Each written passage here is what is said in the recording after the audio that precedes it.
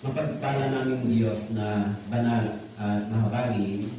Maraming salamat po sa inyong protection sa amin sa kabila ng patuloy ang paglaganap o pagkalat ng virus ng COVID.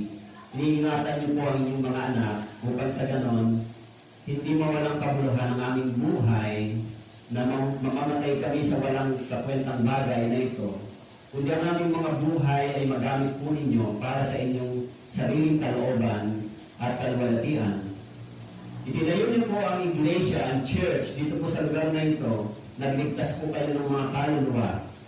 Tinawag niyo po kami sa pagsisisi at pananampalataya upang makatanggap kami ng biyaya ng Diyos sa ilalim ng inyong habag.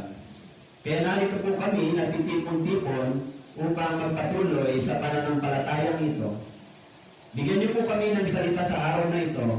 Nawa po ang Espiritu ng Diyos ay kumilos sa aming kalagitnaan, buksan ang aming mga puso't isipan upang maunawaan namin kung ano ang dakilang kalooban ng Diyos para sa amin. Ilayo niyo po kami sa lahat ng uri ng kapangyarihan ng kasalanan na siyang nais na sumira sa amin, magwasak sa aming pananampalataya. Bantayan niyo po kami sa lahat ng uri ng tukso ng diablo laban sa amin upang aming buhay Kristiyano ay hindi po mawasak. Sa araw na ito, bigyan niyo po kami ng salita, ituro niyo po sa amin ang inyong kalooban at ang biyaya ng Diyos ay maunawaan namin upang mabuhay kami dito. Maraming salamat po. Ito po ang aming dalangin sa pangalan ni Jesus. Amen. Okay? So, kung may Bible po kayo, buksan po ninyo sa Ephesians chapter 2, verse 8. Okay? Nakikita po ninyo, meron din dito sa screen. For the meantime, yung mga verses na gagamitin ko, i-post ko muna dito. Gagamitin ko muna kasi bago yung mga iba para makapag-aral ng mas maayos. Okay po? So, Efeso chapter 2, verse 8 and 9, o verse 8 hanggang 10. Okay? Babasahin ko po. No? Basahin lang po ninyo sa inyong matahimik na pagbabasa. Ang ibig sabihin, ang isip po ninyo lang ang magbabasa. Tama po? Matahimik na pagbabasa, pwede yun. Okay? Ako lang po ang magbabasa. Pero susundan po. Okay? Efeso chapter 2, verse 8 hanggang 10. Sapagkat sa biyaya, kayo'y naligtas sa pamamagitan ng pananampalataya. At ito'y hindi sa pamamagitan ng inyong sarili, ito'y kaloob ng Diyos. Hindi sa pamamagitan ng mga gawa upang ang sinuman ay huwag magmalaki. Sapagkat tayo'y kanyang pinakamahusay na gawa na nilalang kay Kristo Jesus para sa mabubuting gawa na inihanda ng Diyos ng una pa upang siya nating lakaran. Okay po, ito po ang salita ng Diyos. Alam niyo po, kapag pinag-aaralan natin yung aklat ng Efeso o Book of Ephesians na isinulat ni Pablo, okay? Ito pong aklat ng Ephesians ay isa sa mga masterpiece letter ni Paul. Pag pinag-uusapan tungkol sa salitang theology o salitang study about God o pag-aaral patungkol sa Diyos. Kaya pag mababasa niyo po from chapter 1 hanggang chapter 3, binabanggit dyan yung tinatawag na doctrine o teaching. Yung teaching o yung turo sa loob ng church, kung ano ba yung tinatawag na foundation ng kaligtasan. Okay? From chapter 1 to chapter 3, tinatalakayan ni Pablo. Pagdating sa chapter 4, mababasa niyo po dito kung paano naman mabubuhay yung mga taong tumanggap ng Ebanghelyo. Kaya may dalawang bahagi po ito. Yung from chapter 1 to chapter 3, yan po yung teaching o yung foundation kung paanong tumanggap ng biyaya at kaligtasan yung mga taga-Ephesian Church, yung mga naligtas. Pagdating sa chapter 4 hanggang chapter 6, ipinahayag ni Pablo, itinuro ni Pablo yung magiging buhay o pamumuhay ng isang Kristiyano. Pagkatapos, maligtas. Kaya may dalawang bahagi siya. Pero ngayon, for the meantime, pag-aralan natin ito muna ang tatlong verse na ito. From verse 8 to 10. Mapapansin po natin dito ay binanggit sa salitang sapagkat sa biyaya kayo naligtas sa pamamagitan ng pananampalataya. At ito hindi sa pamamagitan ng inyong sarili, ito'y kaloob ng Diyos. Sinabi rito, sapagkat sa biyaya, kayo ay naligtas. Mahalaga po yung salitang yan. Kaya yung topic natin ngayon ay ang biyayang kaloob ng Diyos.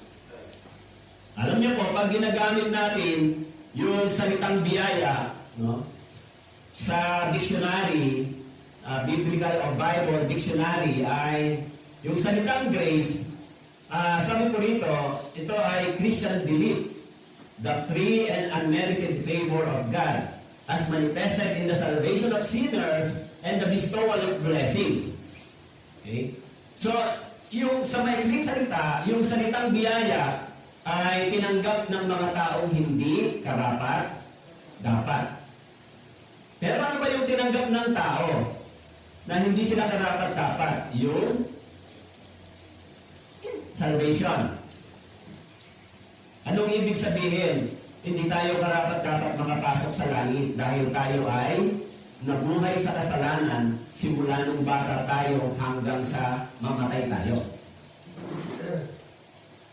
Kaya hindi tayo dapat tumanggap ng biyaya.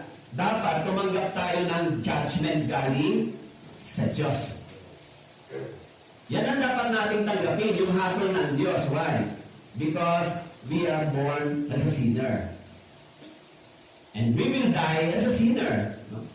Kaya tayo ay nabuhay sa kasalanan kung walang biyaya na ipinagkaloob ang Diyos sa atin, o kung walang habag ang Diyos at biyaya, wala pong tatanggapin sa langit kahit isa sa atin.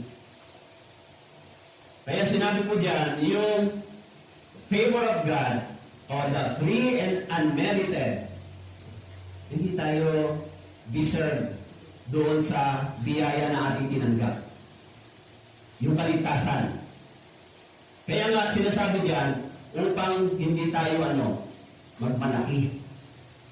Instead na maging pride o proud ang tao, maging humble. Okay? Kaya sinabi nito, yung grace. So God takes the initiative in providing it. Nag-provide ang Diyos ng biyaya.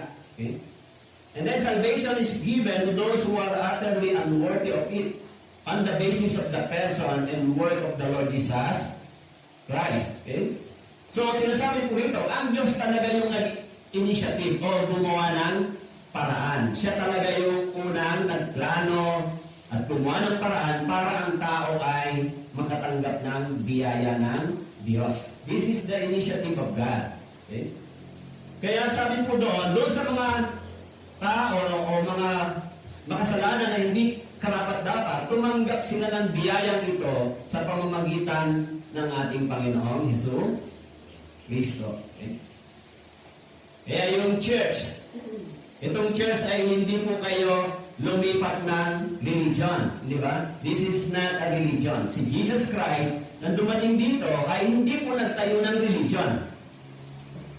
Dumating si Jesus Christ sa mundong ito upang ang mga naghahanap ng kaligtasan, naghahanap ng biyaya ng Diyos at habag ay makasumpong sa pamamagitan niya. Pero ngayon, ang mga tao, pag tinanong mo, mas mahalaga sa kanila yung religion kaysa kaligtasan ng kanilang mga kaluluwa. Kaya grace, maging si Noe, doon po sa Genesis chapter 6 verse 8, sinabi po, si Noe ay nakatagpo ng biyaya sa paningin ng Panginoon. Alam naman natin itong panahon na ito, bago hatulan ng Diyos yung mundo sa pamamagitan ng tubig, si Noe at ang kanyang buong sambahayan ay nakatagpo ng biyaya sa paningin ng Panginoon. Alam nyo, sabi po dyan, sa paningin ng Diyos, nakasumpong siya ng biyaya ng Diyos. Kaya yung salitang biyaya ay hindi ito pinagpapagalan ng tao. Hindi ito pinagtatrabahuan. Okay? Sa Bible, mahalaga po yung salitang grace at saka salitang mercy. Dahil yung salitang grace ay lumalabas o nanggaling ayon sa katangian ng Diyos. Because God is love and God is mercy, kaya siya meron siyang tinatawag na habag sa mga taong makasalanan na mahuhulog sa walang hanggang kapahamakan. Kaya sinabi po doon, nakatagpo ng biyaya sa paningin ng Diyos. Kaya in Romans chapter 4 verse 4, ngayon, sa gumagawa, ang kabayaran ay hindi itinuturing na biyaya, kundi siyang talagang nararapat. Sabi po rito, sa gumagawa, ang kabayaran ay hindi itinuturing na biyaya. Ano pong ibig sabihin? Kung yung ating kaligtasan ay ginawa natin, kung yung ating kaligtasan ay tayo ang gumawa sa ating pagsisikap, sa ating sariling gawa, umasa tayo sa sarili nating katwiran, sa sarili nating iniisip, sa sarili nating paniniwala, sa sarili nating religion, ang sabi ko roon, yan ay hindi po galing sa biyaya. Galing po yan sa pagsisikap ng tao at gawa ng tao. Ngayon, kung ang tao po ay papasok sa langit dahil sa kanyang sariling pagsisikap at gawa, yung kamatayan ni Jesus Christ doon sa cross at pagdanan ng dugo ay nawawala ng silbi at kabuluhan. Kaya yung sabi ko rito, ang gumagawa, ngayon sa gumagawa, ang kabayaran ay hindi tinuturing na biyaya. Of course, kung ikaw ay gumagawa, nagtatrabaho, meron kang karapatan tumanggap ng bayad. Tama po? Pag nagtrabaho ka, ang tawag dyan ay compensation. Bayad sa iyong paghihirap, pagtatrabaho. That is your right dahil ikaw ay naggumawa at nagtrabaho. Pero yung kaligtasan dito, hindi mo ginawa ng tao, ang Diyos mismo ang siya ang gumagawa at siya ang gumawa. Kaya sinabi ko rito, kung ang tao ang gumawa nito, eh di dapat siyang tumanggap ng papuri, dapat siyang tumanggap ng parangal. Okay? Pero alam natin, yung biyayang tinanggap natin ay hindi galing sa ating sariling pagsisikap. Pupunta ba kayo sa langit dahil mabait kayo? Pupunta ba tayo sa langit dahil naniniwala lang tayo sa Diyos? Maraming naniniwala kay Kristo na mahulog sa impyerno. Bakit po? Naniniwala lang sila pero hindi sila nabubuhay ayon sa mga turo ng Panginoong Hesus. Maraming mga tao magnanakaw, mga matay tao, sinungaling, mga immoral, naniniwala kay Jesus Christ. Mga sugaron, naniniwala sila kay Jesus. Pero pupunta ba talaga sila sa langit? Maraming mga tao ganito ang kanilang gawain, pero sinasabi nila, Panginoong Jesus. Sa tingin niyo po, talaga bang si Jesus Christ ang Panginoon nila? Kaya yung mga Kristiyano na naligtas, sabi diyan, sa biyaya tayo naligtas dahil dati tayong gano'n ang ating gawain. Masama yung ating pag-uugali, pagkatao. Hindi tayo gumagawa ng tama, pero dahil sa awa at biyaya ng Diyos sa atin, tumanggap tayo ng pagpapatawad, at yan ay dahil sa pamamagitan ng kamatayan ng ating Panginoon doon sa cross. Kaya bakit tayo nandito? Kasi nandito yung tatay ko kaya dito ako, nandito kasi anak ko ganun mo ba? O dahil nandito kayo, dahil nakatanggap kayo ng biyaya ng kaligtasan na galing doon sa cross, galing doon sa pagdanak ng dugo ni Jesus. Kung ganyan ang inyong paniniwala, hindi kayo aalis sa church. Kasi yung biyaya tinanggap natin, hindi tayo karapat-dapat, pero ibinigay sa atin. Kaya sinabi ko sa Titus chapter 2 verse 11, sapagkat nagpakita ang biyaya ng Diyos na nagdadala ng kaligtasan sa lahat ng tao. Nagpakita ang biyaya ng Diyos, ano po ang dinala? Ang sabi po, kaligtasan sa lahat ng tao.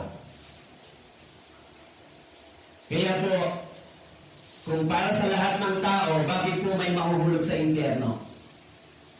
Dahil yung kanilang paniniwala at pananampalataya ay hindi naman ayon dito. Alam niyo po, yung Biblia ay ini-interpret at itinuturo ng tao sa gabay ng banal na Espiritu. Kapag yung Biblia ay itinuro sa pamamagitan lang ng edukasyon, hindi po tayo magkakaroon ng tunay na kaligtasan. Ano lang po ang magkakaroon tayo? Katalinuhan. Knowledge. Kasi knowledge lang yung natututunan natin pero yung buhay natin, yung puso natin ay hindi binabago ng kapangyarihan ng salita ng Diyos. Kaya sinabi po dito, sa lahat ng mga tumanggap ng biyaya sa pamamagitan ng pananampalataya, ay nagdala ito ng ano po? Kaligtasan. Yan yung desire ng Diyos na nakasulat sa 1 Timothy chapter 2 verse 4, na ang Diyos ay nagnanais na ang lahat ng tao ay maligtas at makarating sa pagkakilala ng katotohanan. Nais ng Diyos, that is God's desire, na ang tao ay maligtas sa impyerno. Pero ang mga tao, hindi nila hinahanap yan. Diba? Pero yan ang desire ng Diyos para sa tao. Kaya yung biyayang ito ay nagdala ng kaligtasan. Kaya doon sa Galatians chapter 1 verse 15, sabi ni Pablo, ngunit nang manugod ang Diyos na sa akin ay nagbukod, buhat pa sa sinapupunan ng aking ina, at sa akin ay tumawag sa pamamagitan ng kanyang biyaya. Tumawag. Tinawag ng Diyos. Alam niyo po, anong klaseng pagtawag ng Diyos sa akin una? Merong tinatawag na general at saka specific calling ng Diyos. Yung unang pagtawag ng Diyos sa akin ay nakasulat sa Mateo chapter 11 verse 28. Mateo chapter 11 verse 28. Okay? Ito po ay general para sa lahat. Lumapit kayo sa akin, kayong lahat. Okay? Kayong lahat na nanunupaypay at lubhang nabibigatan. Kayo bibigyan ko ng kapahingahan. Okay? Ang sabi dito, lumapit kayo sa akin. Alam niyo po, panawagan yan, hindi ba? Panawagan ba yung salitang yan? Panawagan ng Diyos, lumapit kayo sa akin. Ang sabi dito, lumapit kayo, ito pong kayo ay yung mga sinner. Okay? Sila po yung mga sinner. Okay? Kaya tinatawag sila ni Jesus Christ. Ang sabi ni Jesus Christ, lumapit kayo sa akin. Kanino po? Kay Jesus Christ. Sino po yung tinatawag ni Jesus Christ? Yung sinner. Lumapit kayo. Kayong nanlulupaypay at nabibigatan dahil sa inyong mga kasalanan. Yung burden. Kaya sabi ni Jesus Christ, lumapit kayo, bibigyan tayo ng kapahingahan. Ang ibig sabihin, kung tayo ay tumanggap ng pagpapatawad ng Diyos, ng biyaya ng Diyos, ng habag ng Diyos, magkakaroon tayo ng kapahingahan sa ating puso at isip. Alam niyo ba mga tao bakit wala silang kapayapaan every time? Because of sin. Wala silang pagtitiwala sa Diyos. Yan yung tinatawag na panawagan ng Diyos sa lahat. Sabi diyan, lumapit kayong lahat. Tama po? Lahat ng mga sinner, lumapit kay Jesus. Kaya yung kanta natin kanina, di ba? Jesus tenderly calling. Tama po? Tinatawagan ng Diyos yung mga sinner na lumapit sa Kanya para makatanggap ng biyaya ng Diyos. Naintindihan niyo po? Kayong mga narito, kung kayo po ay ganito ang inyong pagkaunawa, nakalapit kayo sa Diyos, tumanggap kayo ng biyaya. Kung dumating kayo sa tunay na repentance sa harapan ng Diyos, naunawaan ninyo na tayo ay miserable sinner, pero naunawaan din natin na si Jesus Christ ay namatay para sa atin. Ang ating mga kasalanan ay Kanyang tinapos at ilinis, binigyan niya ng solusyon, tayo ay nagkaroon ng kapayapaan sa ating puso at isip sa harapan ng Diyos. Yan yung ibinigay ng Diyos nang tayo ay lumapit sa Diyos. Kaya sinabi doon sa Isaiah, manumbalik ka sa akin, di ba? Sapagkat ikaw ay tinubos ko. Bumalik ka na. Bakit po? Bago pa tayo makarinig ng Ebanghelyo, si Jesus Christ ay namatay na para sa atin 2,000 years ago. Kaya yung pangalawang pagtawag ng Diyos ay nakasulat din naman dito sa Ephesians chapter 2 verse 10. Inihahanda tayo para saan?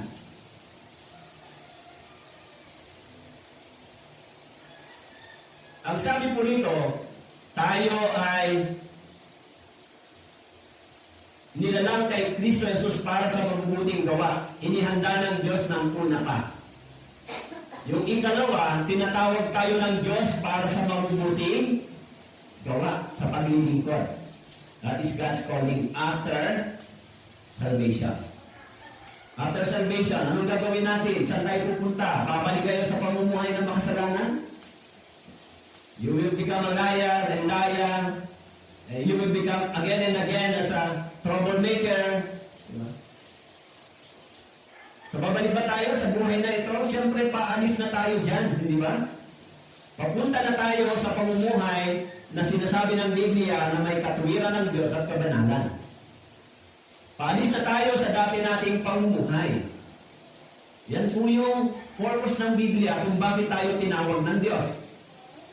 Kaya maging si Paul, sinabi niya, ngunit nang malugod ang Diyos na sa akin ay nagbukod-buhat pa sa sinuman, sinabuko na ng aking ina, sa akin ay tumawag sa pamamagitan ng kanyang biyaya. Sino si Paul? Pag binasa niyo po yung history ni Paul, he is a murderer. He is a murderer. And he is a religious hypocrite. Kasi sinasabi niyang naniniwala sa Diyos pero pinapatay niya yung mga Kristiyano. Siya ang isa sa mga dahilan kung bakit si Stephen ay namatay sa pamamagitan ng pagbato. Siya ang naging pangunahin sa pagpatay kay Stephen. Kaya siya ang tumanggap ng mga gamit ni Stephen.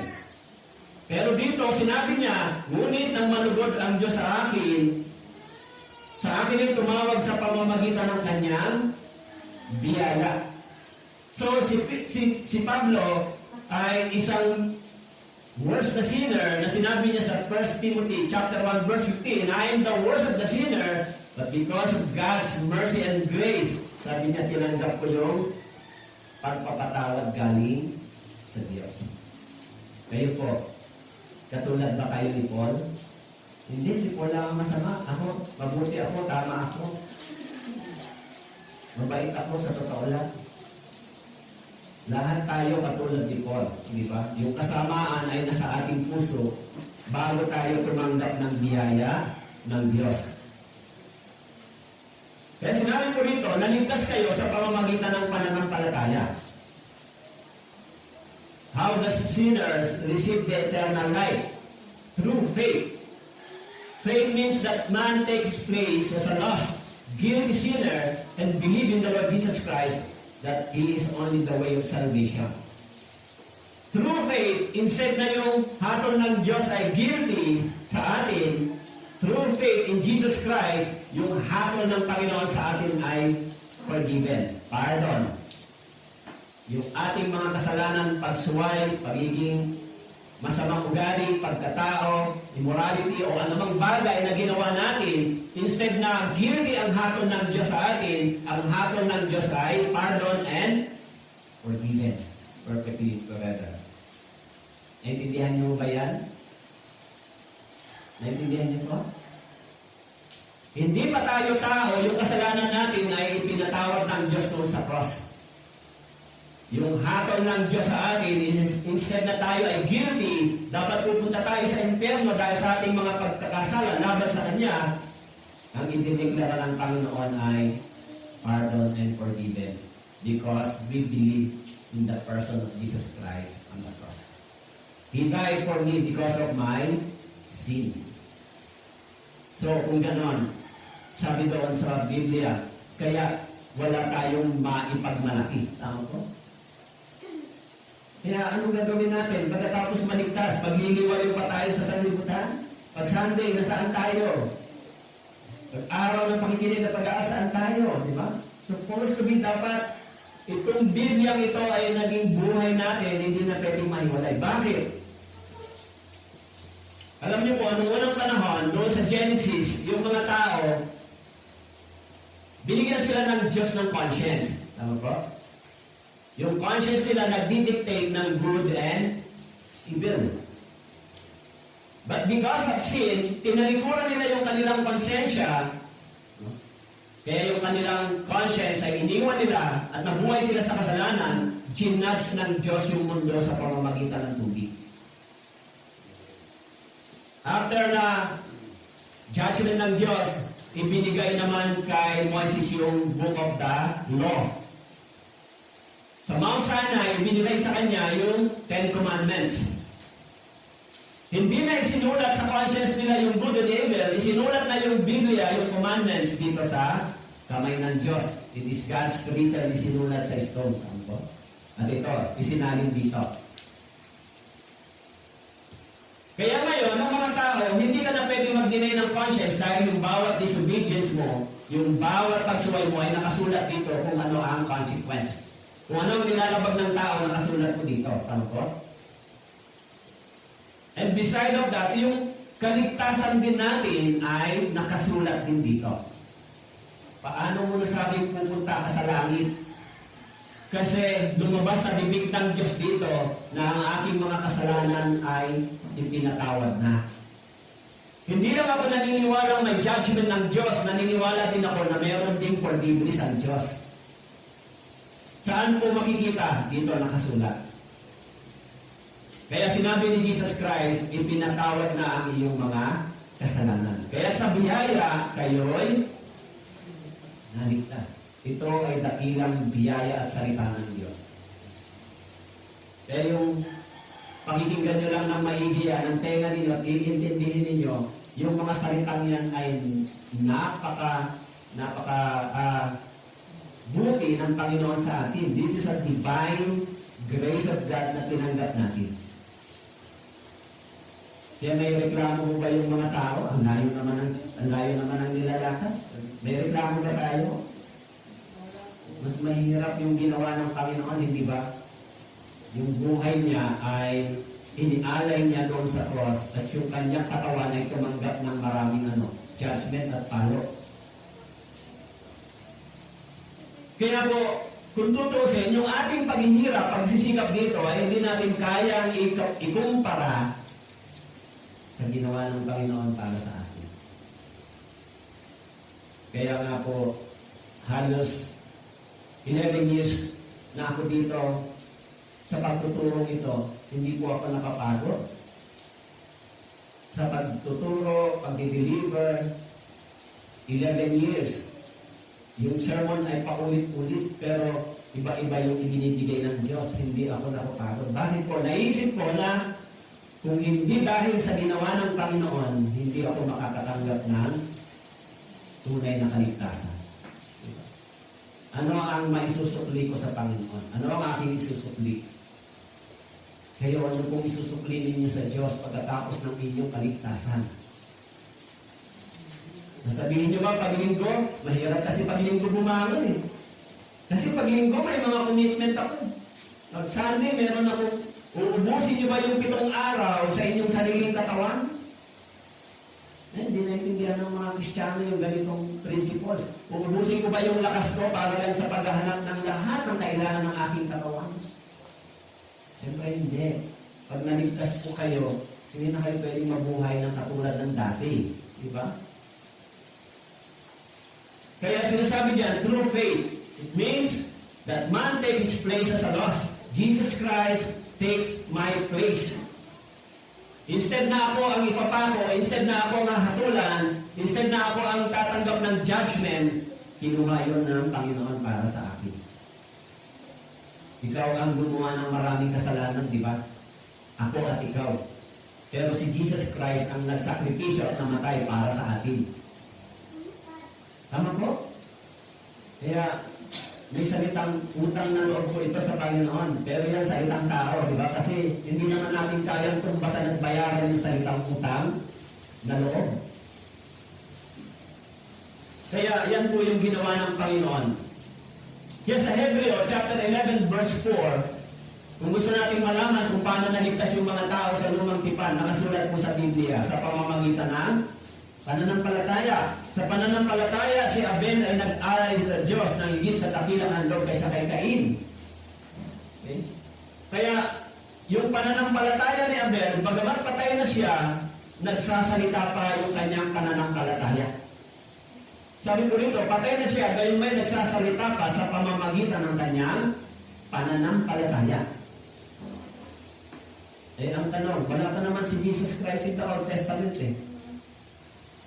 Kanino sila maniniwala? Yung Diyos in the Old Testament at yung Diyos in the New Testament ay isa lang. Tama po? Diyos ba si Jesus Christ? Kaya si Jesus Christ din, in the Old Testament, gumagawa in the person as a Godhead.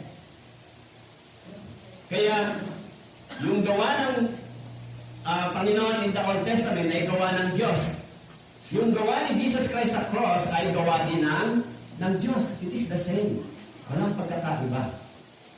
Kaya yung mga taong sumampalataya sa gawa ng Diyos in the Old Testament, sila ay naniwala sa Diyos at sila ay tumanggap ng biyaya at kaligtasan. At yung mga taong naniwala sa gawa ni Jesus Christ doon sa cross at gawa ng Diyos, sila rin ay tumanggap ng dakilang biyaya at kaligtasan. So, it is the same God's work. Yung gawa ni Jesus Christ ay gawa ng Diyos, tama po? At yung gawa ng Diyos in the Old Testament ay gawa din ng Diyos. It is the same God. Kaya sa pananampalataya, si Abel ay nag-alay sa Diyos ng dakilang handog kaysa Cain. Sa pananampalataya, si Noe, nang mabigyan ng Diyos ng babala tungkol sa mga bagay na hindi pa nakikita, pinakinggan ng babala at gumawa ng sandaon para sa kaligtasan ng kanyang sambahayan. Sa pananampalataya. Kaya, kung tayo ay naligtas sa pananampalataya, yung mga tao in the Old Testament, naligtas din sila sa pananampalataya. Hindi po katulad sa sinasabi ng iba. Kami, hindi kami naligtas sa ganyan. Naligtas kami sa aming sariling paraan, sa mga miracles, sign. Pag walang miracles, walang gawa ang Diyos. Sa totoo lang, yung mga milagro ay ginamit upang ang tao ay madisib at madaya. Kung walang miracles, hindi yan gawa ng Diyos. There is one only miracle sa atin ngayon. Alam mo kung ano po? Ikaw, milagro ka. Bakit? Yung buhay mo, binago ng kapangyarihan ng salita ng Diyos. Alam mo, sino magsasabi niyan? Yung mga taong nakakakilala sa'yo. Tama po? Yung mga taong nakakakilala sa'yo na ikaw ay dating ganito, ngayon iba na yung ginagawa mo. Nung napunta ka sa church, na unawaan mo yung kapangyarihan ng Ebanghelyo, nagbago yung sinasabi, iniisip at ginagawa mo, mare-recognize ng mga tao sa paligid mo yan. Tama po? Maliban lang, dito lang kayo matinong sa church. Tapos pag-uwi nyo, sa labas, troublemaker kayo, ay delikado po kayo sa ganong pamumuhay. Bakit po? Si Satanas ay laging nagbabantay sa inyo. Kaya yung buhay ninyo ay hindi magiging instrumento ng Diyos para sa kaligtasan ng iba pag gano'n. Siyempre, anong sasabihin nila? Diba? Sabi mo, born again ka, pero ba't ganyan ang ugali mo? Ba't ganyan ang pagkatao mo? Katabing bahay natin sila nakakakilala at yung mga mahal natin sa buhay sa bahay. Diba? Kung gusto mo itanong ako kung sino ako, huwag mo ako itanong sa ibang tao. Itanong mo ako sa anak ko, sa asawa ko. Anong klaseng pamumuhay Kristiyano ba meron? Kasi mas kilala nila ako kaysa sa ibang tao. Tama po? Tama po ba? Yung kapangyarihan ng Ebanghelyo ay hindi lamang po dito sa church, sa bahay din. Tama po? Sa bahay ba? Hindi ba katulad ng buhay natin sa church, sa bahay, magkaiba ba? Pag dito, okay tayo, banal na banal. Maganda yung message, pero pag uwi natin, anong gagawin natin? Huwag tayong maging hipokrito, di ba? I'm sorry to say, pero dapat magpapakatotoo tayo. Huwag tayong papayag na tayo ay maging hipokrito. Dahil bakit po? Hindi naman tayo makakalutos sa paningin ng Diyos. Anong gusto nyo? Hatulan pa kayo ng Diyos bago tayo tuminok. Madisiplina pa tayo ng Diyos. Ay mabuti kung Kristiyano talaga, may disiplina. Pero minsan, yung disiplina ng Diyos ay nakakatakot. Kung yung mga ibang tao na nagiging panalo, pag sila ay tumaas ng mataas at naging panalo, tinukuha ng Diyos yung kanilang mga pinangahawakan. Minsan nagtitiwala sila sa lakas, sa ganda nila, sa gwapo sila, sa mapera sila, makapangyarihan sila. Minsan nagtitiwala sila dito, pero minsan parang pakpak itong biglang naglalaho sa kamay nila. Bakit po? Akala nila na ang mga bagay na ito ay makapagbibigay sa kanila ng katiyakan, pero sa paningin ng Diyos, Anytime, saglit lang yan. Tama po? Yung lahat ng ipinagmamalaki ng tao at pinangahawakan, mabilis lang naglalaho sa kanilang mga kamay. Kaya yung mga Kristiyano, hindi po ganun ang mindset, hindi ba? Dapat matutunan natin na tayo ay magkaroon ng tunay na pagkatakot sa Diyos. Kung tayo matakot sa tao, sa Diyos, tawag po, sa Diyos tayo tumingin. Kasi bakit po? Yung Diyos ay laging nagbabantay sa atin. Alam niyo ba yung mga anghel, akyat panahon, nagre-report araw-araw sa Panginoon? Yung mga anghel niyo. Nakasulat sa Biblia na ang anghel ng Diyos ay akyat panahon, yan ay nagre-report sa Panginoon. Anong ginagawa natin? Kaya sa pananampalataya, si Abraham, nang tawagin ay sumunod upang pumunta sa isang lugar na kanyang tatanggapin bilang pamana. Sa pananampalataya, si Abraham. Sino si Abraham? He is the descendant of Israel and he is the descendant of born-again believer. He is the descendant in the flesh, yung physical aspect ng mga Israelita. Sa kanya galing. At the same time, yung pananampalataya niya ay descendant ng mga Kristiyano, mga tunay na born-again Christian. Because sabi mo sa Bible, si Abraham ay ginastify o pinawalang sala ng Diyos sa pamamagitan ng pananampalataya. So ako rin ay ginastify at pinawalang sala ng Diyos sa pamamagitan din ng aking pananampalataya. Kaya parehas kami ni Abraham ng pananampalataya na parehas kami pinawalang sala at inaring ganap ng Diyos. Kayo po, ganun din mo ba kayo? Parehas lang sa inyo, sa atin, sa church. Kaya sa pananampalataya ng nasa gustong gulang na si Moises, tumagi siyang tawaging anak. Na pinipili pa ang makasama sa kahapian ng bayan ng Diyos kaysa magkaroon ng pansamantalang kasiyahan ng kasalanan. Kanyang itinuring na malaking kayamanan ang magdusa alang-alang kay Kristo kaysa mga kayamanan ng Ehipto. Sapagkat kanyang pinagtuunan ng pansin ang ano po? Gantimpala. Bakit siya magkakaroon ng gantimpala? Kasi nagdusa siya alang-alang kay Kristo. Yan po yung dahilan kung bakit tayo mayroong gantimpala. Kasi meron tayong pagdurusa dito sa sanlibutan. Kaya kung wala po kayong pagdurusa, anong gantimpala ang tatanggapin sa langit? Kaya sinabi ko dyan, nakita niya yung gantimpala. Ngunit sa kanya na hindi gumagawa, kundi sumasampalataya, sa kanya na umaaring ganap sa masamang tao. Ang kanyang pananampalataya ay tinuturing na katwiran. Gaya naman ang sinasabi ni David tungkol sa pagiging mapalad ng tao na itinuring ng Diyos na matuwid na hiwalay sa gawa. Mapapalad ang mga pinatawad sa kanilang masasamang gawa at ang mga tinakpan ang kanilang mga kasalanan. Sa kanya na hindi gumagawa, kundi sumasampalataya. Sa kanya na hindi gumagawa. Ang ibig sabihin, si Abraham o yung tao, hindi naman siya gumagawa o hindi siya gumawa, pero siya ay sumasampalataya. Kaya sabi diyan, sa kanya na umaaring ganap. Sino po ang umaaring ganap sa kanya? Yan ay ang Diyos. Naintindihan niyo po? Kayo po ay inaring ganap ng Diyos nang kayo ay sumampalataya sa ginawa ni Kristo doon sa cross. Naintindihan niyo po? Kaya nang kayo ay sumampalataya kay Kristo sa kanyang ginawa doon sa cross sa inyong puso, kayo po ay sumampalataya, inaring po kayong ganap. Ang ibig sabihin ng inaring ganap, idineklara ng Diyos na kayo ay ano po? Forgiven. Idineklara ng Diyos na kayo ay kabilang na sa sambahayan ng Diyos. Idineklara ng Diyos na ikaw ay nilinis na ginawang banal at matuwid sa pamamagitan ng pananampalataya sa dugo ng ating Panginoon. That is the word of pag-aaring ganap.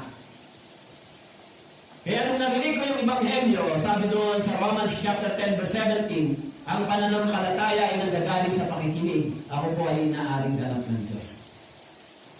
Naintindihan niyo po? Kaya yung mga aral na yan ay dapat na maging malalim sa ating puso. Bakit po? Kasi kung hindi natin malinaw maintindihan yan, pwede pa tayong madaya ng mga gandang bibig at salita sa labas. Ganda naman doon sa labas. Ganda naman ang sinasabi niya. Kailangan sa church, matutunan natin yung tamang pagtuturo po ng Biblia. Yung tamang pagkaunawa sa pananampalataya at kaligtasan na aking tinanggap.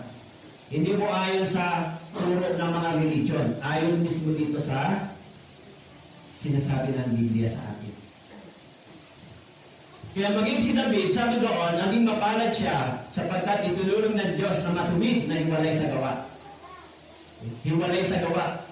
Hindi dahil si David ay gumawa, kundi dahil sa kanyang pananampalataya sa Diyos. Hiwalay sa gawa. Okay? Kaya inyong nakikita na ang mga sumasampalataya ay mga anak ni Abraham.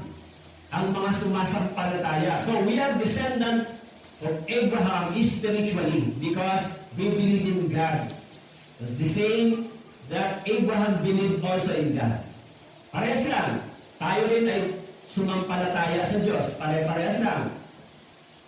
Parehas lang yung paniniwala at itinuro ng Biblia. Kaya sabi po nito, at ang nakasulatan na nakakaalam nung una pa man, na aariing ganap ng Diyos ang mga hintil sa pamamagitan ng pananampalataya. Dahil sinabi po dito, aariing ganap ng Diyos ang mga hintil sa pamamagitan ng pananampalataya. Tayo po yan. Hintil at mga Hudyo. Tayo po. Okay, nandiyan pa po kayo? Nakikinig po kayo? Kasi hindi naman ako galit, no? Baka sabihin nyo, galit si Pastor, sumisigaw. Ganun po talaga ako mag-preach. Gusto ko ipagdiinan sa tenga nyo yung mga kahulugan nito at kaalaman para iyan ay dumaretso sa puso ninyo. Diba? Kaya maalala po ninyo, ito yung tamang paniniwala sa Biblia. Kaya sabi ko dito, tayo ay inaaring ganap sa pamamagitan ng pananampalataya. Kaya kung dapat tayong magsaya ngayon, hindi dahil sa may pera tayo, dahil may magandang trabaho, may magandang bahay, hindi dahil tayo nagsasaya sapagkat tayo ay tumanggap ng biyaya at kaligtasan galing sa Diyos. Kung ang pinanggagalingan lang ng kasiyahan ng tao ay ang material na bagay, siguro, paano na yung iba? Paano na yung mga taong namatay sa Biblia? Sa panahon ni Emperor Nero, napakaraming Kristiyano ang dinalata ng buhay, sinulog sa cross, pinakain sa leon, yan yung pananampalataya nila. Hindi sila nag-iba. Pag binasa po ninyo yung church history, ay napaka masalimuot at napaka-tindi ng dinanas ng mga naunang Kristiyano kaysa sa atin. Yung mga Kristiyano noong unang panahon, sa panahon ng Emperor Nero, sa panahon ng Roman Empire, pinapatay sila, sinusunog sila, kinukuha yung kanilang mga ari-arihan pag sumampalataya sila kay Jesus. Pero ngayon, ang mga Kristiyano ngayon ay malaya, hindi ba? Tanungin mo lang, ba't di ka nag-church? Eh kasi pastor, ganito di ba? Hindi ka ba hinahabol ng leon? Hindi ka nag-church. Eh kasi pinagbabantaan ako na ipapako sa krus at susunugin pag nag-church ako, ganun ba? Yung mga Kristiyano sa church history, pag binasa po ninyo, ganyan sila. Pero never na sila nag-hibak sa pananampalataya nito. Kaya dumating sa atin yung Ebanghelyo. Kung nag-hibak sila, di tayo binata ng Ebanghelyo dito. Kaya ako po, nung napunta ako dito sa church, pinag-aralan ko, saan ba galing yung paniniwalang ito? Ano bang istorya ng pinaniniwalaan ko ngayon?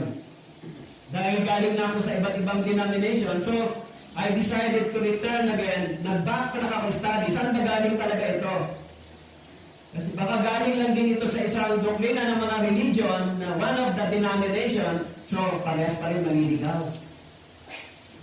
Kaya pag nag-backtrack ka sa pananampalatayang ito, yung pananampalatayang ito babalik kay Jesus Christ, babalik sa mga apostles, kay Jesus Christ, papunta kay Abraham, at papunta sa mga tao ng Diyos sa lumang tipan, yung kanilang pananampalataya.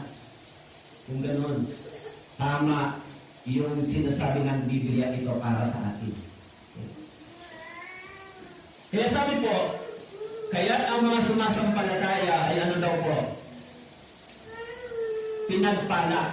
Pinagpalang kasama ng mananampalatayan si Abraham. Di ba? Kaya't ang mga sumasampalataya ay pinagpala. Kayo ba? Pinagpala ho ba kayo? Ha? Kasi pastor, wala naman akong mga magandang bahay. Minsan na wala akong makain. Minsan mahirap ang trabaho, ang pera. Ang bahay ko, kubo-kubo lang. Kaya minsan nahirapan kami. Parang hindi ko masabing pinagpala ako ng Diyos.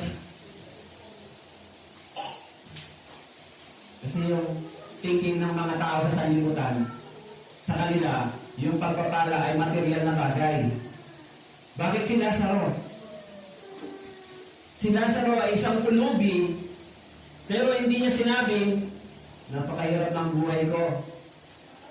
Si Lazaro ay tumanggap ng dakilang biyaya pagdating sa kabilang buhay. Tama po? Pero yung mayaman, ang isip niya, mapalad siya kasi marami siyang kayamanan, may pera siya, nagpipista araw-araw. Pero si Lazaro kawawa. Kaya tingin niya, akala ng ibang tao, dahil siya ay mahirap at mulubi, kawawa siya, hindi siya pinagpala. Pero sabi ng Biblia, yung sumampalataya na katulad ni Abraham ay pinagpala kasama ng Panginoon. Siyempre, yung pagpapalang ito, wala ko sa kamay natin. Tama po? Pag-uwi sa langit, nandun yung kumpletong pagpapala ng Diyos. Sapagkat kay Kristo Jesus, kayong lahat ay mga anak ng Diyos sa pamamagitan ng pananampalataya. Pag sinabing sa pamamagitan, yan yung connection. Tama po? Pag sinabing sa pamamagitan ng Diyos at sa akin, ang connection ko ay yung pananampalataya ko kay Kristo. Yung salitang sa pamamagitan. Ang namamagitan sa amin ng Diyos ay si Kristo.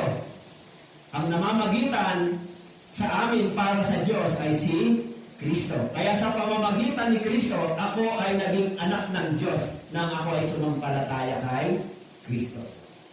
Kaya sabi po, kayong lahat ay mga anak ng Diyos. Kayo.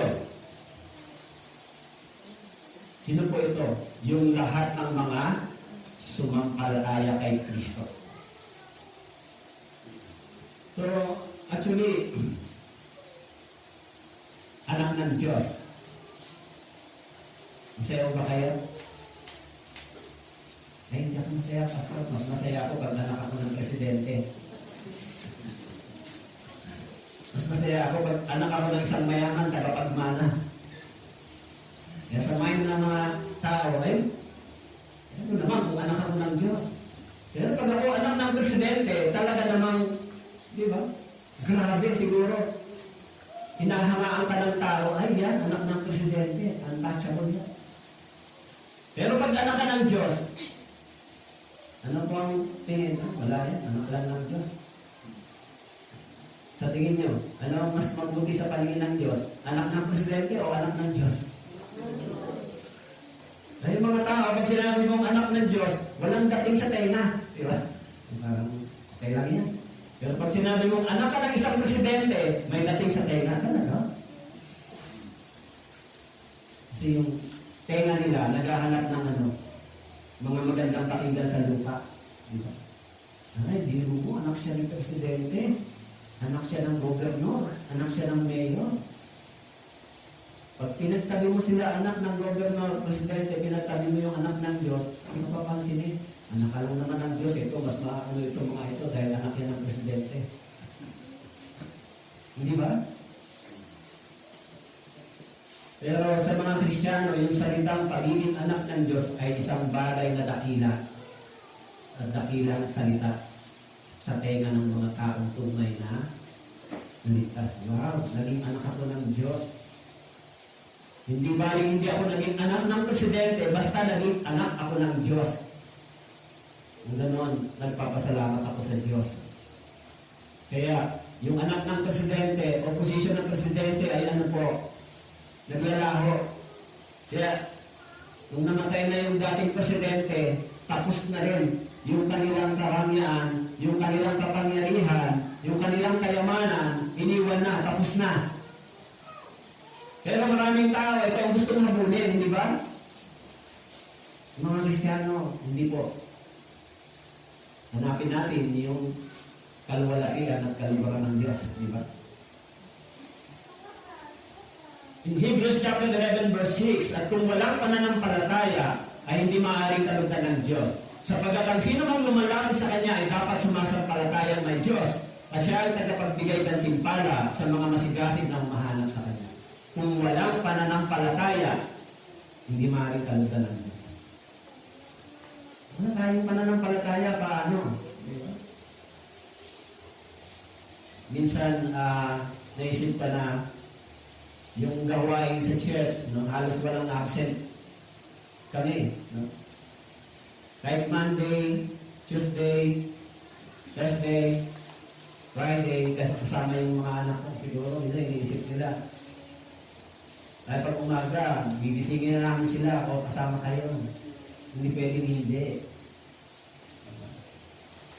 Kasi, mahirap turuan na yung mga bata pag malalaki na. Mahirap na silang dahil sa church. Pero pag maliit pa sila, hindi pa sila gaanong na-expose, medyo mas magandang sanayin sila sa church. Diba? Kaya ngayon, malakas yung hatak ng technology sa kanila. Diba? Kaya sabi po rito, kung walang pananampalataya, hindi ka lulugdan ng Diyos. In John chapter 16 verse 8, pagdating niya, kanyang susumbatan ng sanlibutan tungkol sa kasalanan at sa katwiran sa katulan. Tungkol sa kasalanan, sapagkat hindi sila sumasampalataya sa akin. Ang mga tao, kung bakit sila pupunta sa kapahamakan, hindi sila sumasampalataya kay Jesus. Pero bakit maraming tumatawag kay Jesus? Naniniwala sila kay Jesus, pero ang isip nila, ang puso nila, ang gawain nila ay hindi katulad sa ginagawa ni Jesus. Okay, bakit? Ano ba ang gawain ng Panginoon? Si Jesus Christ ba nabuhay na banal? Yes. Si Jesus Christ ba nabuhay na matuwid? Yes. Si Jesus Christ ba naging masunurin sa Diyos? Yes. Si Jesus Christ ba naging humble? Yes. Si Jesus Christ ba naglingkod sa Diyos? Yes. Si Jesus Christ ba nagbigay ng buhay sa Diyos? Yes. Kaya yung buhay natin, dapat kayahin natin yung ginawa ng Panginoon. Mabuhay din tayo katulad sa naging buhay ng Panginoon. Di ba? He is the humble. He is a meek person. Pero, yung mga taong naniniwala kay Jesus, hindi nabubuhay ng ganito. Hindi sila nabubuhay katulad sa naging buhay ng Panginoon Jesus. Kaya, pag sinabi nilang, who is your Lord? Jesus. Ano sinasabi ni Jesus sa iyo ng Panginoon mo? Mabuhay ng matuwid at tama. So, nabubuhay ka ba dito? Kung gano'n, kung ano ang buhay ng Panginoon, dapat natin ito sundan. Kasi He is my Lord. Kung ano yung iniuutos niya, sinasabi niya, dapat tayong lumakad at sumunod sa Kanya. Nakakita na ba kayo ng Panginoon na tinawag mong Panginoon pero hindi mo sinusunod? Halimbawa po, meron kayong amo, may boss kayo, yung Panginoon din po yan, pero small letter P, dito sa lupa. Sila ang Panginoon dito sa lupa, small letter P. Sila yung amo ng mga tao, amo. Okay? Pag sinabi niya, ikaw, gawin mo to, hindi mo ba susundin yung sinabi niya? Siya ang Panginoon dito sa lupa. Small letter P. Siya ang amo mo, dapat mo siyang sundin, di ba? Kasi, sila yung mga Panginoon dito sa lupa. Ngayon, si Jesus Christ, yung Panginoon natin, capital letter, is Lord. Ngayon, kung ano sinabi ng Panginoon mo, susundin mo ba o hindi? Siyempre, dapat may obedience tayo. Tama po? Hello, nandiyan po kayo? Nakikinig po kayo? Pag inaantok na mo kayo, titigil na ako. Actually, Itong pag-aaral na ito ay napakahalaga po para sa inyo, sa totoo lang. Ang ikatitibay ninyo ay ang pag-aaral ng Biblia na maayos at tama. Yan ang resulta ng pananampalataya sa salita ng Diyos. Yung puso at isip ninyo ay mananatiling hahawak sa salita ng Diyos kasi meron na kayong karunungan at kaalaman kung sino ba, ano bang ginawa ng Diyos sa akin o para sa akin. Okay? So, kaya sinabi ng Biblia, ito ay hindi sa pamamagitan ng inyong sarili. Okay? Any idea that man can earn his salvation by his personal thought or deeds are leading to a false belief and destruction of his soul forever. Any idea that man can earn his salvation by his personal thought. Ano mga idea meron tayo na yung kaligtasan natin ay nakuha natin sa pamamagitan ng ating sariling paniniwala, pamamaraan, o sariling diskarte natin, nagdadala po ito sa sa tinatawag na maling paniniwala at pananampalataya. And it will destroy your soul. Kaya po yung sinabi dito sa John chapter 1 verse 13 na ipinanganak hindi sa dugo, sa kalooban ng laman o sa kalooban ng tao, kundi ng Diyos. Ipinanganak hindi sa dugo. Ang ibig sabihin, hindi porke si Abraham ay lahi ng Israel, lahat sila ay pupunta na sa langit. The blood of Abraham is the blood of Israel nation. Ganun din naman, hindi naman nung porke Kristiyano ako, yung family ko, yung anak ko ay ligtas na rin. Dapat magkaroon sila ng personal encounter sa Panginoon. Hindi sa kalooban ng laman. Ang ibig sabihin ng kalooban ng laman, it is not by our experience. Ang ibig sabihin, yung experience ng mga miracles, yung mga experience na bumalik tayo, kaya tayo pupunta sa langit, hindi po yan ang reason kung bakit tayo tumanggap ng kaligtasan. May mga taong bumalik nang hindi naman naniniwala dito sa Biblia. Alam niyo ba yan? So hearing in the physical is not a guarantee. That is the voice of God. That sometimes it is God's permitted. Kaya maraming tao, tumitingin sa mga miracles, pag sinabi lang, wow, this is a miracle, this is the words of God. Actually, pag walang miracle, wala silang paniniwala sa Diyos. Hindi baling walang miracle, basta may salita ng Diyos, okay pa rin. Tama po?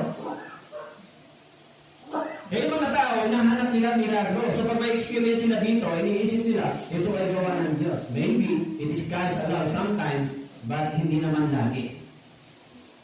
Pero, 40 ba gumaling ka, tinanggap mo na yung kaligtasan ng Espiritu?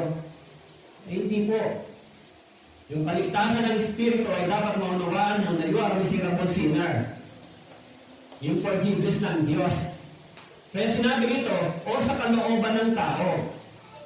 Anong ibig po sabihin ng kalooban ng tao? It is not a man's will. For you to be born again, it is not your desire. It is God's desire. Okay? Yung pagiging born again experience ay hindi po galing sa ating desire. It is God's desire para sa atin na ipanganak muli. Kaya nga nire-refute ko minsan yung mga teaching na, minsan pag sinabi nila, ligtas ka na ba? Bakit? Kasi nabautismuhan na ako. Anong kinalaman ng bautismo sa kaligtasan? Ligtas ka na ba? Oo, kasi tumanggap mo kay Jesus. Anong kinalaman ng kaligtasan sa pagtanggap kay Jesus? That is man's will. Ano po? Paano kung hindi ka nag-decide? Kasi yan ang dati kong teaching, yan ang dati kong paniniwala. Ang dami kong itinuro ganon. Pag sinare mo yung gospel, patatanggapin mo. Yung pala naman ay hindi naman totoong ganong kaligtasan ng way.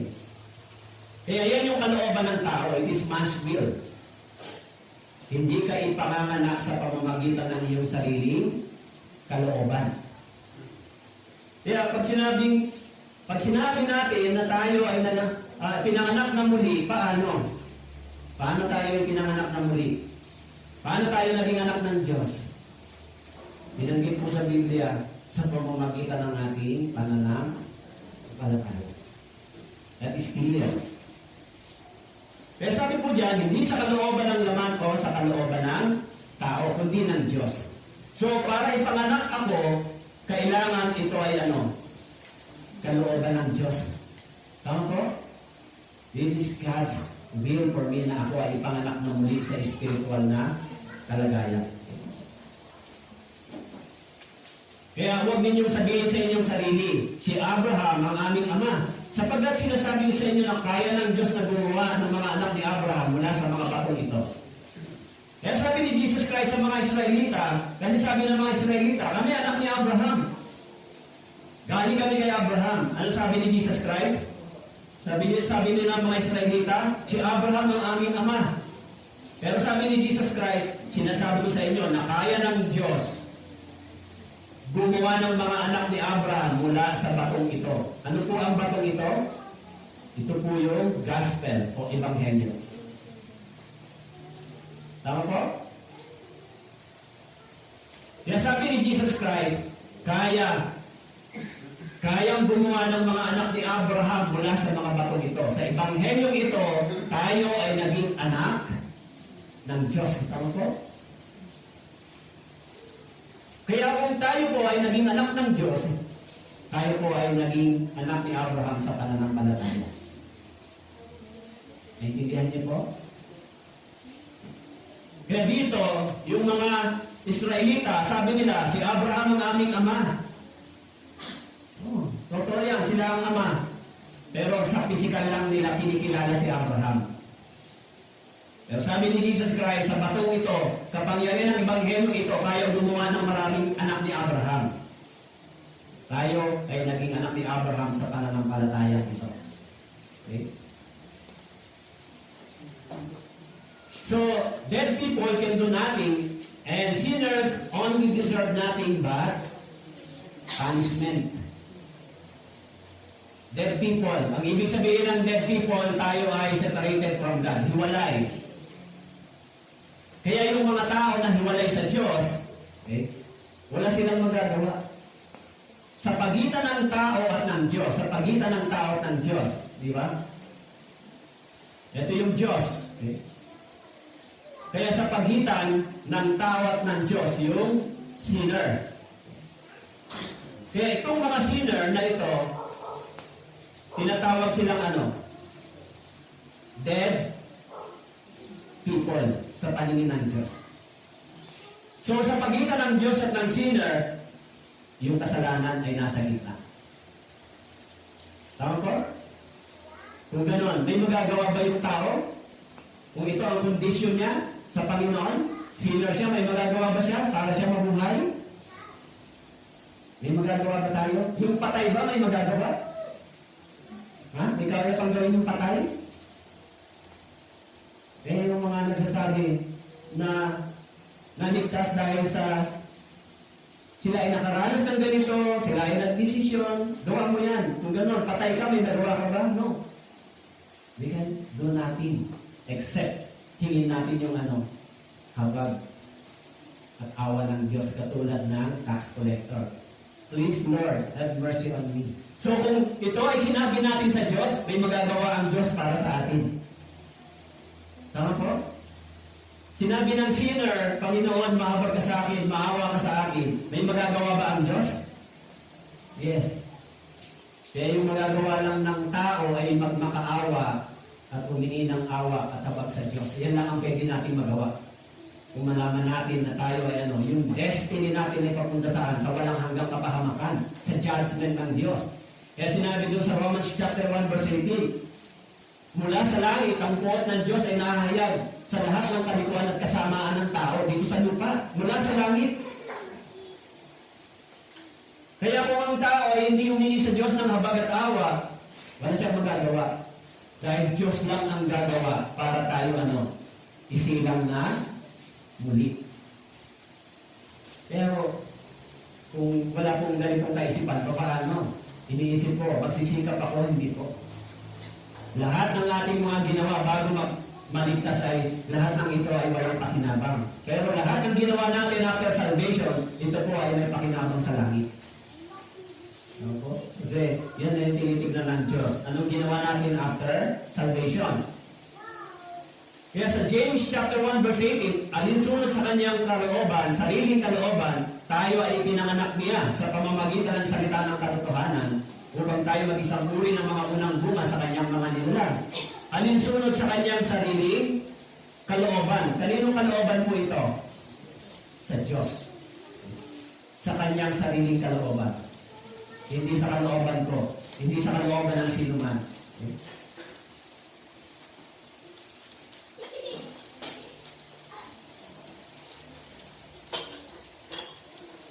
Yan po yung sinasabi ng Biblia.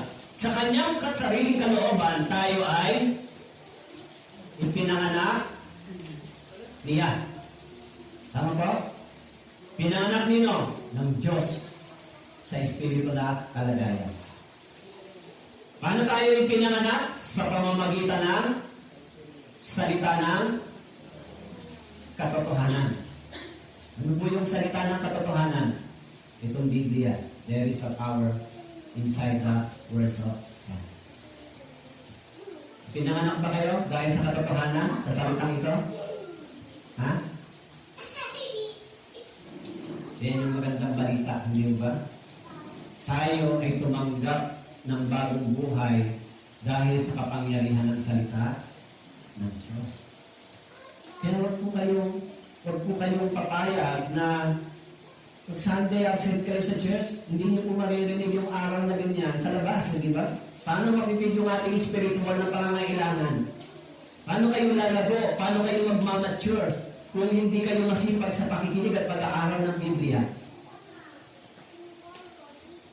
Kaya, yung mga pastors na bago sa Life of Vision, nagkaroon kami ng group fellowship. Kasama ko ay halos puro bago, o tatlo yung bagong assign at yung iba ay bago. Isa lang yung matagal na, si Pastor Atoy, nagka-group kami. At si Pastor Jason. Ang lagi nilang sinasabi, dahil bagong pastor, mahirap dahil sa kulang pa saan? Karunungan. Kaalaman. Karunungan, kulang pa. Sabi ko, kasi akong ginawang group leader sa order. Ako yung pangatlo doon sa medyo mas senior sa pastor. Pastor Jess, Pastor Judas, ako. Sabi ko, alam mo, lahat ng mga taong pumasok sa ministry ay walang alam. Lahat tayo nagsimula saan? Sa walang alam. Ako rin, nagsimula ako sa walang alam. Pero dahil sa naintindihan ko na ito ay gawain na binigay ng Diyos, ang karunungan ay nakukuha saan? Sa pag-aaral, pagbabasa, pakikinig, paghingi sa Diyos. Tama po? Yung karunungan nandito lang. Kung tamad ka mag-aaral, magbasa, manalangin, tamad ka mag-research ng Biblia, hindi ka madudunong, di ba? Hindi ka lalago sa kaalaman. Kasi bakit? Wala kang interest na makinig at mag-aral. Paano ka lalawak at lalago kung wala kang ganong desire? Kung ganon, hindi rin lalago yung espiritu mo sa karunungan dahil sa ano? Tamad mag-aral, tamad makinig. Kayo po, kung kayo rin ay, hindi rin kayo lagi nasa church, wala rin kayong Wednesday, kung minsan nandyan, minsan wala, ano mangyayari sa inyong spiritual na kalagayan? O halimbawa po, baby Christian. Yung baby Christian, di ba? Sabi ng Bible, kailangan spiritual milk. Tama po? O halimbawa, kailangan spiritual milk. Papadidehin lang po kayo ng every after a day. Parang alternate. Ngayon, papagatasin kayo, bukas hindi. Tapos bukas pagatasin kayo, bukas hindi. Ano ang mangyayari sa baby?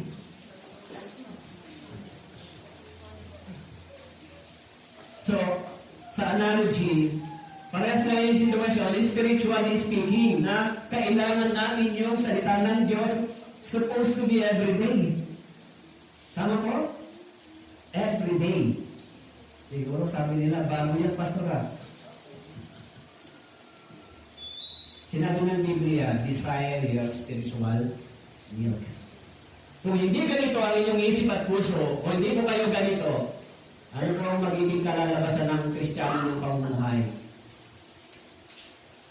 Kristiyano niyong pamumuhay ay magiging ampaw sa Panginoon. Konting problema lang, nagigib up na kayo. Konting kahirapan lang, ayaw ko na. Konting lang problema malalaanan niyo, ginigibat niyo yung ilang mga bagay para sa Diyos. Saan po tatatag ang inyong pananampalataya? Dito lang kayo pwedeng tumatag. Dito, sa maraming pakikinig at pag-aaral ng Biblia. Kaya, simula nung naintindihan ko na ako ay pinatawag ng Diyos magturo ng Biblia, dito lang po ako naglalaan ng maraming panahon. Pag nagbasa po ako ng Biblia, sabi ko nga sa mga pastor, sabi ko, I challenge myself. Pag nagbasa ako ng Biblia, sinisikap ko tapusin isang libro. Halimbawa, 1 Corinthians, tapusin ko siyang basahin isang upuan. Per book sa Bible, kasi 66 books ito, hindi ba? I challenge myself. Bakit? Kasi, alam ko, hindi ako pwedeng magamit ng Diyos kung wala akong karunungan. So, yung karunungan ba kulang galing sa Diyos? Hindi po. Binibigay ng Diyos yung karunungan sa atin. Ito na, hindi ba? At sa inyo, ng mga miyembro sa church, kung kayo po ay pumupunta sa church, nakikinig ng Biblia, yung karunungan din ninyo ay lalago, at the same time, nagbabasa at nagpipray kayo. Eh kung kaya nyo intindihin yung Biblia, hindi na dapat naglagay ng pastor. Pero, alam ng Panginoon sa church, kailangan merong magkabay sa mga miyembro, sa mga nakikinig, sa pagtuturo nito. Halimbawa, sinabi rito, alinsunod sa kanyang sariling kalooban. O, nasaan ang Diyos dito? Nasaan? So, siyempre, alinsunod sa kanya. So, ito ang Diyos, hindi ba? Sino tinutukoy niyan? Alinsunod sa kanya. Sino po yan? Sino po yung kanyang, ang meaning ng kanyang sarili? Yan ay ang Diyos, hindi ba? Pero pag inintindi mo, alinsunod sa kanya, wala naman nakalagay na God. Pero, siguro, kung titignan natin, iintindihin natin mabuti, sinasalarawan kung sino ba yung tinutukoy. Tama po? Ngayon, kung hindi natin iintindihin, binasa ko lang yan, dahil sa kanyang sariling kalooban, pero walang malalim na meaning sa akin. Sino ba yun? Nasaan ba yung Diyos dito sa salitang ito? Kaya sabi dyan, ipinanganak niya sa pamamagitan ng salita ng katotohanan. Okay?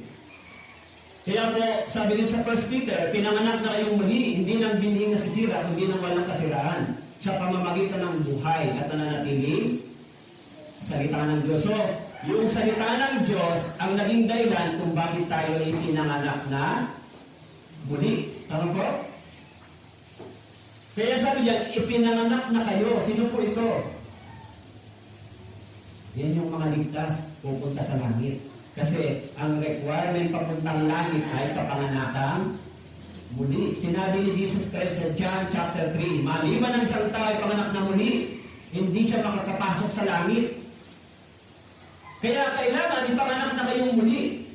So, sabi diyan, kayo, sino yan? Yung mga sinner na lumapit at sumampalataya kay Jesus.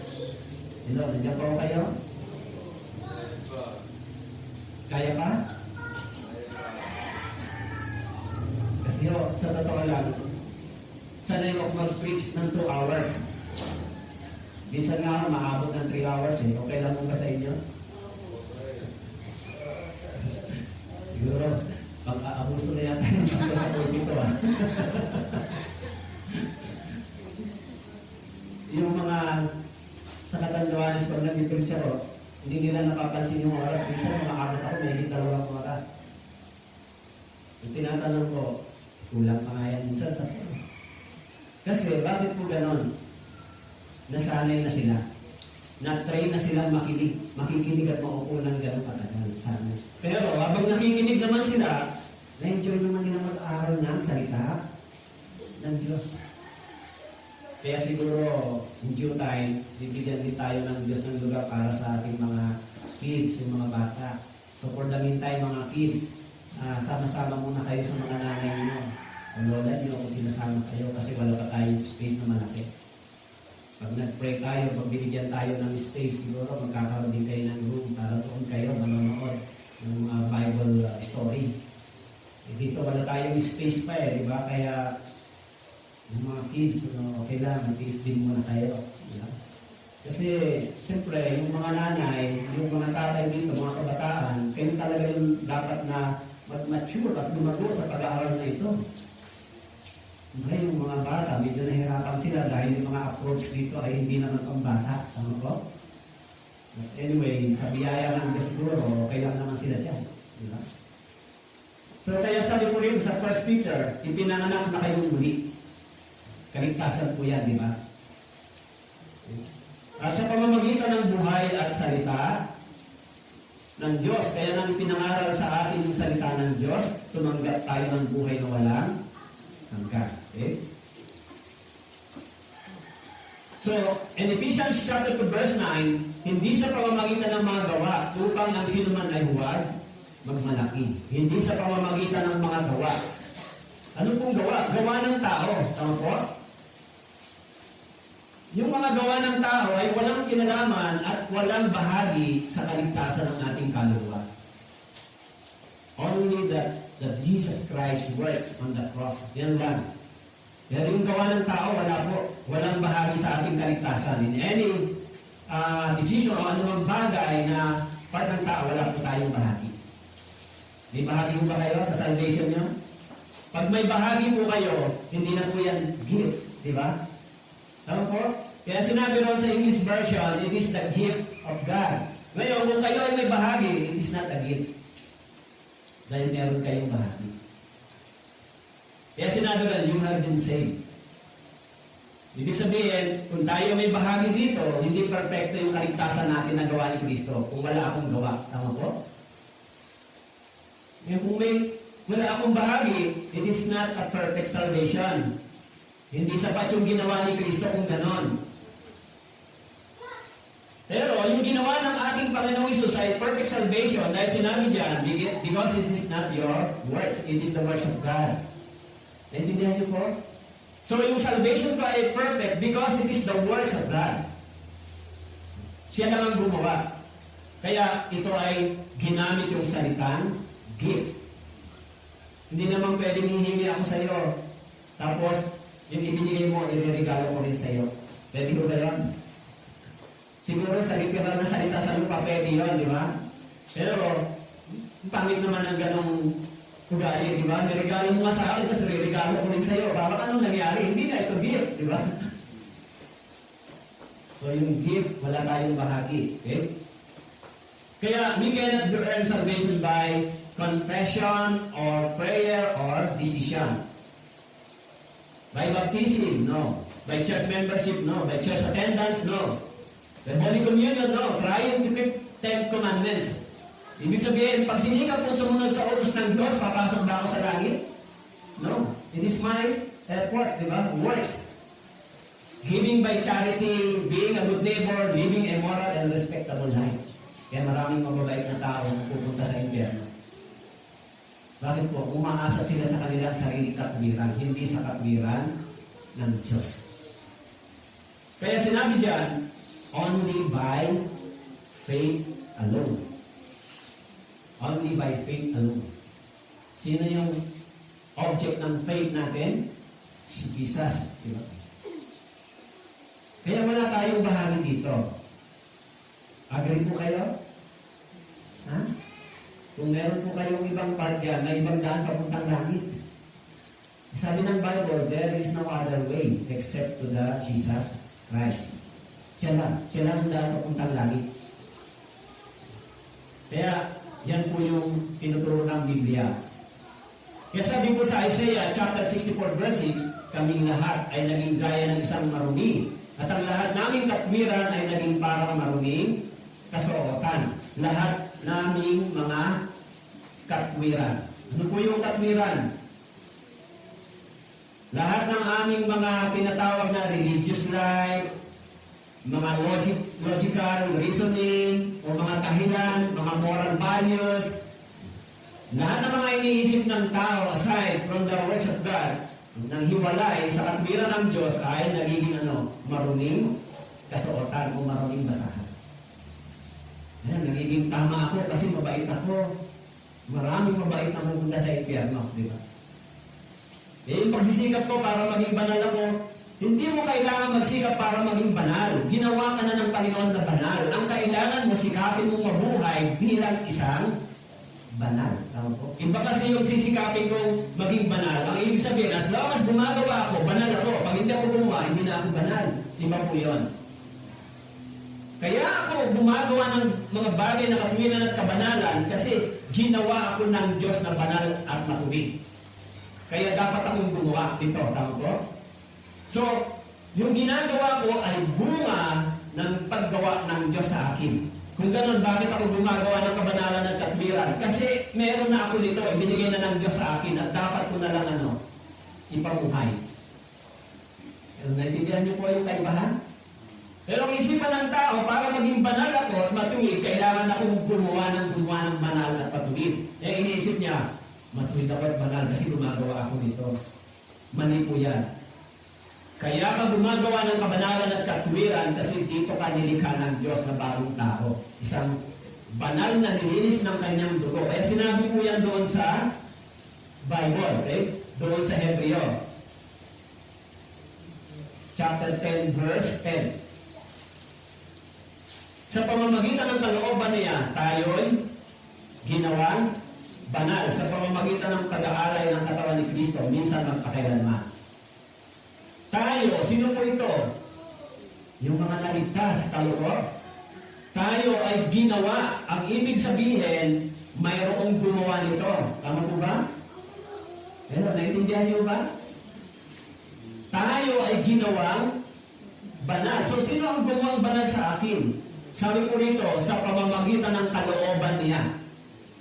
Sino po yan? Ang Diyos. Tama po? So, yung kalooban ng Diyos, ginawa tayong banal sa pamamagitan ng pag-aalay ng katawan ni Kristo. Saan inialay yung katawan ni Kristo? Sa cross. Doon yung kanyang dugo ay tumana. Naintindihan niyo po? Ginawa ba kayong banal ni Jesus at malinis? Ha? Ginawa ba kayong banal? Ang ibig sabihin, yung kasalanan natin na inilinis niya, from the past to the future. Kasi yung salitang marumi sa paningin ng Diyos ay ang nagpaparumi sa tao, hindi po yung mga putik o mga burak o anumang bagay o kinakain. Ang nagpaparumi sa tao sa paningin ng Diyos ay ang kasalanan. Kaya yung dugo ng Panginoon, nilinis tayo ng kanyang dugo sa karumihan. Yan yung kasalanan. Kaya ginawa tayong banal at matuwid. Ngayon, kung mabubuhay ako dito, dahil ito talaga yung bagong pagkatao ko na ginawa ng Diyos sa akin sa kanila ko. Naintindihan niyo po? So, hindi dahil sa effort ko, kundi dahil sa gawa ng Diyos. Ngayon, dapat akong mabuhay ayon sa bagong paglikha ng Diyos sa akin. Yan yung ligtas na tao. Okay? Kaya, sinasabi din sa Bible, yung mga gawa ng tao ay parang maruming kasawatan. Okay? Before salvation, yung gawa natin ay parang maruming kasawatan. But after salvation, dapat yung gawa natin ay banal at matuwid kasi meron na tayo nito. Meron na tayo. Binigyan tayo ng Diyos.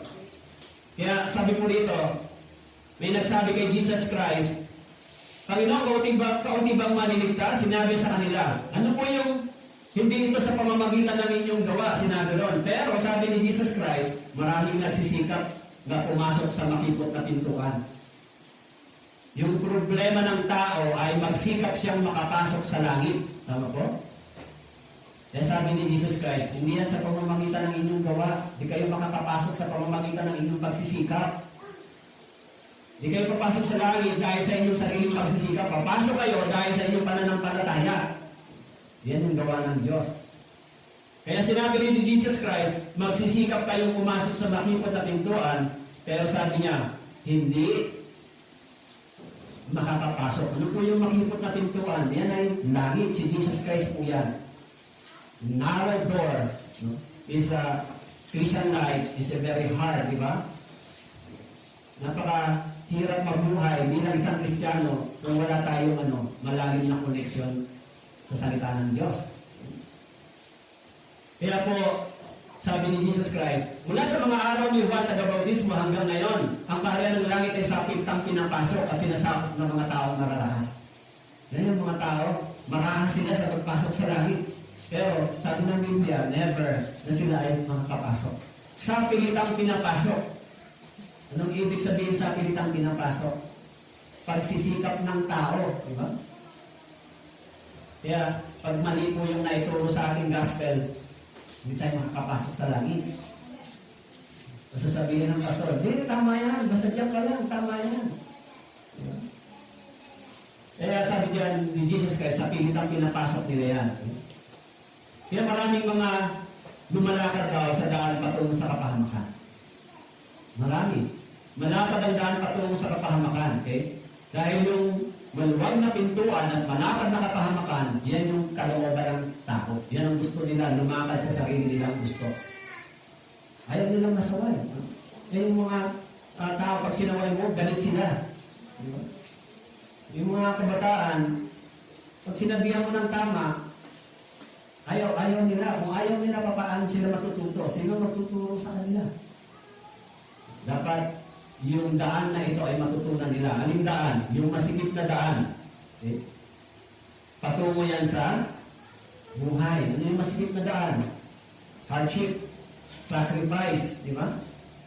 Pagturusan ng mga Kristiyano, paghiwalay sa kasalanan, pag-iwan sa mga worldly life, yan yung hardship. Yan yung masikip na daan papunta sa langit.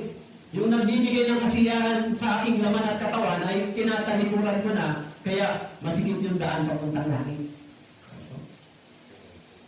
Kaya yung mga Kristiyano, lumalakad po dyan. Lumalakad sila sa masikip na daan papuntang langit. Hindi mo pinawawalang halaga ang biyaya ng Diyos sapagkat kung pag-aaring ganap ay sa pamamagitan ng kautusan, kung gayon si Kristo ay namatay ng walang kabuluhan. Sabi po rito, kung ang pag-aaring ganap ay sa pamamagitan ng kautusan, ang ibig sabihin, kung ang pagdideklara ng Diyos sa iyo na ikaw ay pinatawad na, ikaw ay anak na ng Diyos, kung idineklara ka ng Diyos dito dahil sa pagsunod mo sa kautusan, ano po yung kautusan? 10 Commandments, walang halaga yung kamatayan ni Yeso Cristo sa cross. Kaya kailangan, sumunod ako sa kautusan. Kailangan, maging masipag ako sa kabanalan at kautusan para ariing ganap ako ng Diyos. Ang ibig sabihin sa aking sariling pagsisikap, idideklara ako ng Diyos na ako ay matuwid at banal. Kaya sabi ng Bible, sabi ni Pablo, kung sa ganyang paraan ka inaring ganap ng Diyos, walang kabuluhan, walang sa-isa yung kamatayan ni Kristo para sa iyo. Kasi hindi ka makapasok sa langit sa pamamagitan ni Kristo, sa pamamagitan ng kamatayan ni Jesus. Pumasok sa langit dahil sa pamamagitan ng pagsisikap mo sa kautusan. Pero meron bang papasok sa langit sa pamamagitan ng pagsisikap sa kautusan?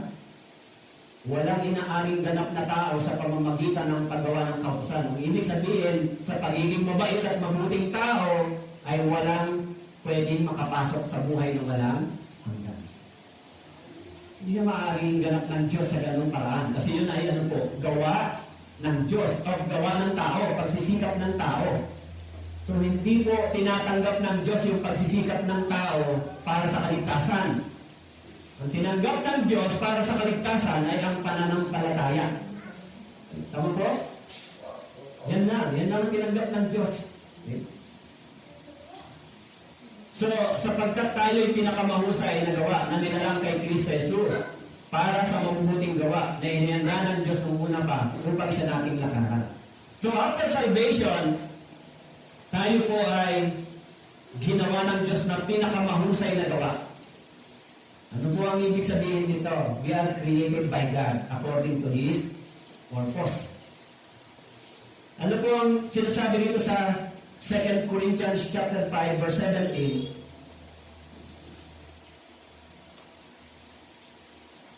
2 Corinthians chapter 5 verse 17.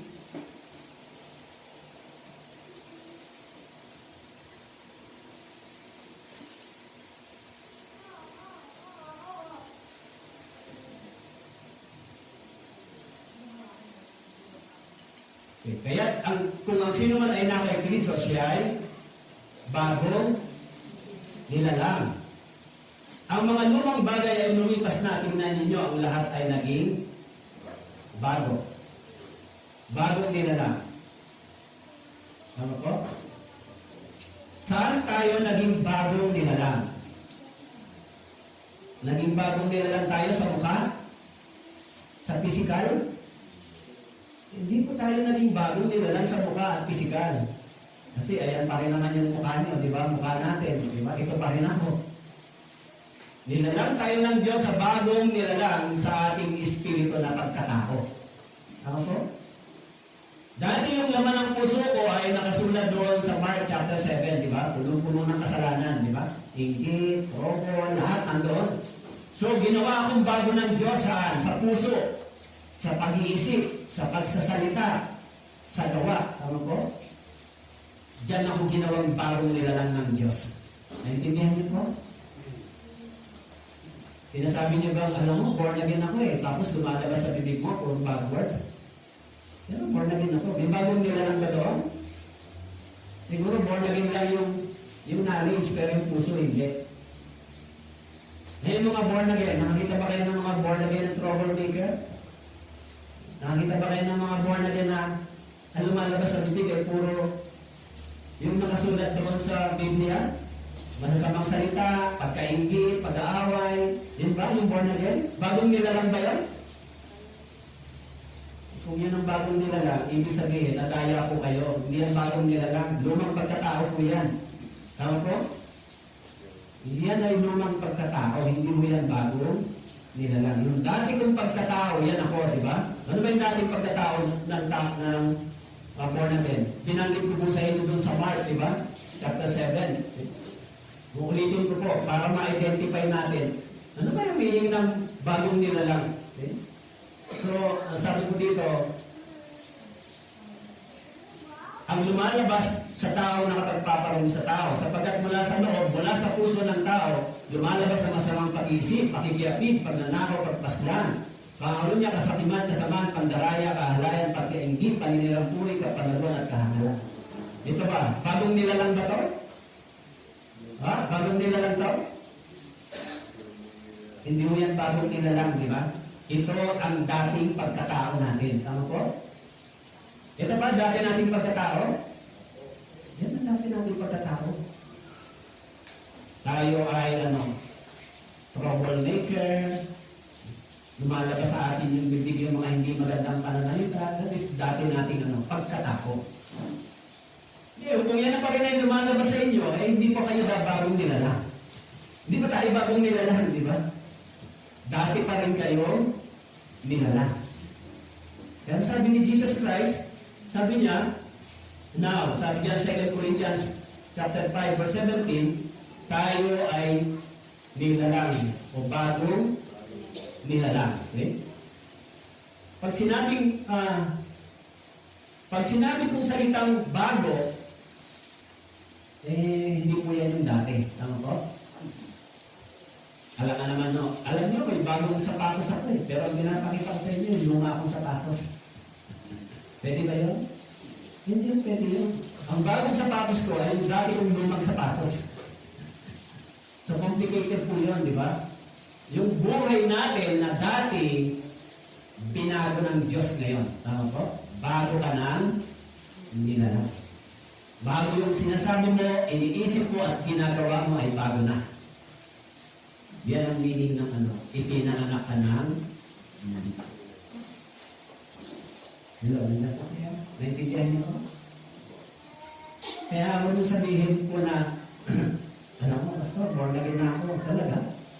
Kaya lang, patuloy pa rin ako sa dati kong ginagawa. Paano nangyari yun? Ipinanganak ka ng muli, pero same ka pa rin yung ginagawa mo. May problema lang, di ba?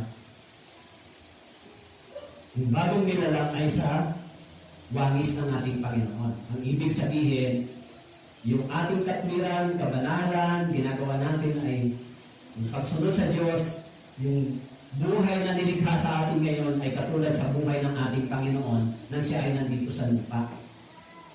Tama po? Kaya sinabi ko sa inyo, si Jesus Christ ba ay humble? Si Jesus Christ ba ay obedient? Si Jesus Christ ba ay nag-sacrifice para sa Panginoon? Si Jesus Christ ba ay nananalangin? Yes. Yan yung buhay na nilikha sa atin ngayon, bagong nilalang. Yan dapat tayo sumusunod, nananalangin, humble, di ba?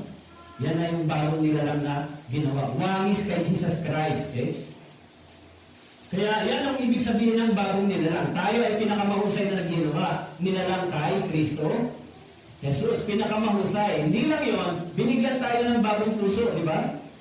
36 verse 26. Sinabi po dito, bibigyan ko kayo ng bagong puso. Lalagyan ko kayo ng bagong espiritu sa loob nyo. Aking aalisin ng batong puso sa inyong laman. At aking bibigyan kayo ng pusong laman. Alam niyo po, kaninang umaga, nanonood ako ng napanood ako na short video, yung kambing. Ang tagal kong pinapanood, nagbabanggaan sila ng ulo.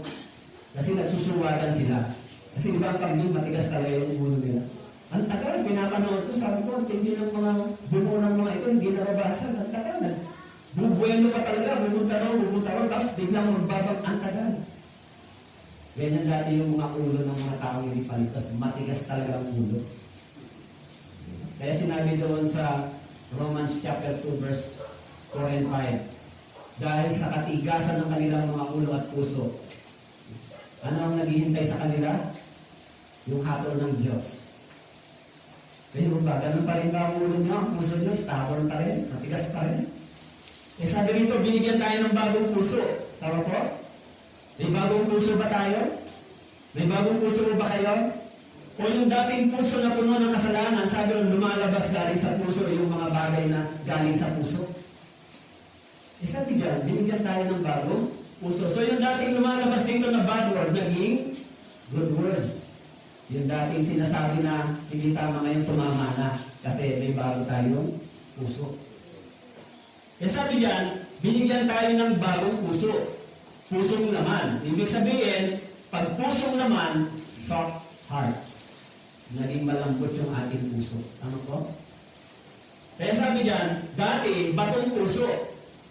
Matigas yung puso, di ba? Pusong bato. Kahit alam na nila yung judgment ng Diyos, ayaw talaga nila. Pero nung binigyan tayo ng pusong laman, ang ibig sabihin, naging mahabagin at malambot na puso, soft heart, teachable na yan, hindi ba? Iyakin na yan sa Panginoon. Kasi malambot na yung puso niya. Madali na siyang nakakalapit sa Diyos. Humble na. Pero nung dati, ang puso niya ay matigas. Diba? Kaya ang ulo din ay matigas. Ayaw niyang sumunod. So, ginawang bago ng Panginoon yan. Okay? Kaya, hindi lang yun. Sabi dito, para inihanda tayo para saan? Sa mabubuting gawa. Bakit tayo inihanda para sa mabubuting gawa? Para naman tumanggap tayo ng reward pag uwi natin sa langit. So ano po yung pinakamabuting gawa? Ano yung pinakamabuting gawa? Okay? Sabi ko dito sa 1 Corinthians chapter 6 verse 20, yung ating katawan ay, ang sabi diyan, sapagkat kayo binili sa isang halaga, kaya luwalhatiin niyo ng inyong katawan ng Diyos. Ano po yung pinakamabuting gawa? Nagtanong yung lalaking mayaman kay Jesus Christ. Guro, ano ang mabuti? Sabi niya ni Jesus Christ, walang mabuti kundi ang Diyos. Dahil, sabi niya, paano siya makakatanggap ng buhay na walang hanggan? Ano ang sabi ni Jesus Christ? Okay, yung kayamanan mo. Diba? Sabi ni Jesus Christ, ang una, ibinigay sa kanya yung utos. Sundin mo yung mga utos. Ginawa ko na. Pangalawa, yung kayamanan mo. Igibat mo. Tapos, sumunod ka sa akin. Ano sabi ng lalaking mayaman? Nalungkot siya. Sabi niya, nalungkot siya, umalis. Sabi ni Jesus Christ, mahirap makapasok sa langit yung mga taong mayayaman. Bakit po sinabi ni Jesus Christ na gano'n? Yung kayamanan mo, yung mga bagay na meron sa iyo, gamitin mo sa mabuti para maraming taong maligtas na kaluluwa. Yung mga taong makakalapit sa langit, hindi yan makakalapit kay Jesus kung hindi sa pamamagitan ng taong ligtas. Halimbawa, yung 3 tao na nagbitbit o 4 na tao na nagbitbit doon sa lalaking lumpo, kung wala yung 4 na lalaking lumpo, hindi makakalapit yung lumpo. Kung wala yung 4 na lalaki na nagdala doon sa lumpo, hindi siya makakalapit kay Jesus. Anong ibig sabihin po nun? Kung wala mga ligtas na tao, sino ang gagamitin ng Diyos para yung isang makasalanan ay makalapit din sa Kanya? Kayo po, nakalapit ba kayo sa Diyos dahil sa sarili niyong sikap? O merong pumunta sa inyo, umalalay sa inyo at tinulungan kayo para maunawaan yung biyaya ng Diyos? Yan yung 4 na lalaki, sumisimbolo. Kaya walang maliligtas kung hindi tayo magsasakripisyo. Eh, hindi naman madaling magsakripisyo. Buhatin mo yung lumpo, dalhin mo sa lubong, butasin mo yung bubong, di ba? At ihulog mo doon sa tapat ni Jesus Christ para siya makita. Ang ibig sabihin, yung mga pagsasakripisyo ng mga Kristiyano ay kailangan para may maligtas na kaluluwa. Kung kailangan yung mamasahe para sa kanila, mamasahe tayo, mamasahe kayo. Kung kailangan yung gumastos para sa kaluluwa, gumastos po kayo. No. Tama po? Kung kailangan yung magsakripisyo para maligtas ang isang kaluluwa, magsakripisyo po kayo. Bakit po? Yung sakripisyo niyan ay isang kalugod-lugod at kaluwalhatian sa paningin ng Diyos. So, ano ang mas mabuti sa paningin ng Diyos? Magbigay ng pagkain ng katawan o magligtas ng kaluluwa? Mas mabuti sa paningin ng Diyos ang magligtas ng kaluluwa sa pamamagitan ng ating pagsasakripisyo kaysa magbigay kayo ng pagkain para sa katawan. Kasi kahit bigyan niya ng pagkain niya, makakasurvive yung katawan niya, temporary. Pero kung dahil sa Panginoon maligtas siya, hindi makasurvive yung katawan niya, basta yung kaluluwa niya ay maligtas sa impyerno. Tama po? So kaya, kung wala tayong ganitong puso, kung wala tayong ganitong pagtitiis at pagsatsaga, pagsasakripisyo sa mga hindi ligtas, wala nang maliligtas. Dahil sa atin. Sa tingin nyo, meron ba nagsakripisyo sa inyo? Meron bang nagsikap at nagsakripisyo para sa inyo? Hello, nandiyan mo kayo? Meron? May nagtsaga sa inyo? Ganon din ang ganon sa iba. Kasi kayo rin pinagtsagaan, tinuruan, pinagsikapan ng maakay sa Panginoon. So, dapat ibalik doon sa Panginoon, ay kung ano yung ginawa sa akin, gusto kong ipasa din sa iba. Yung anak, kapatid, kaibigan, sabihin nyo, pumunta ka sa church. Kung anong problema mo, wala akong pagkain, yung pagkain, pakainin kita, basta sumama ka lang. Nang pumasahe, bigyan kita pumasahe, basta sumama ka lang. Sa tingin nyo, pag may naligtas na kaluluwa dahil sa inyo, may gantimpala mo ba kayo sa langit? Meron po. Kaya anong gagawin ninyo pagkatapos maligtas? Iwanan nyo na yung sanlibutan na ito na mga bagay na umakabala sa atin. Mag-focus tayo sa mga kaluluwang hindi paligtas. Ito ay masyadong tumingin sa mga bagay na ano man ang kulang, wala akong ganito. Ito ay masyadong tumingin dahil ang Panginoon malapit nang dumating. Akala nyo ba yung pandemya yan ay hindi mag-lead sa tinatawag na yung RFID? That is the testing. Preparation for RFID. Bakit po? Kasi ang tinatarget nila, less transaction sa mga material na bagay sa pera. Computer transaction na lang. So, kung titignan mo, yung mundo, yung economy, yung buong mundo, na control ng pandemya ito at maraming mga tao ngayon nagdi-decide kaya meron ng tinatawag na sinisimulan na yung registration ng national ID. Lahat ng information nilalagay na lang sa isang ID. And soon in the future, dahil yung ID ay nawawala, lahat ng mga personal information nilalagay sa chip. So yung chip, soon, bago dumating ang Panginoon,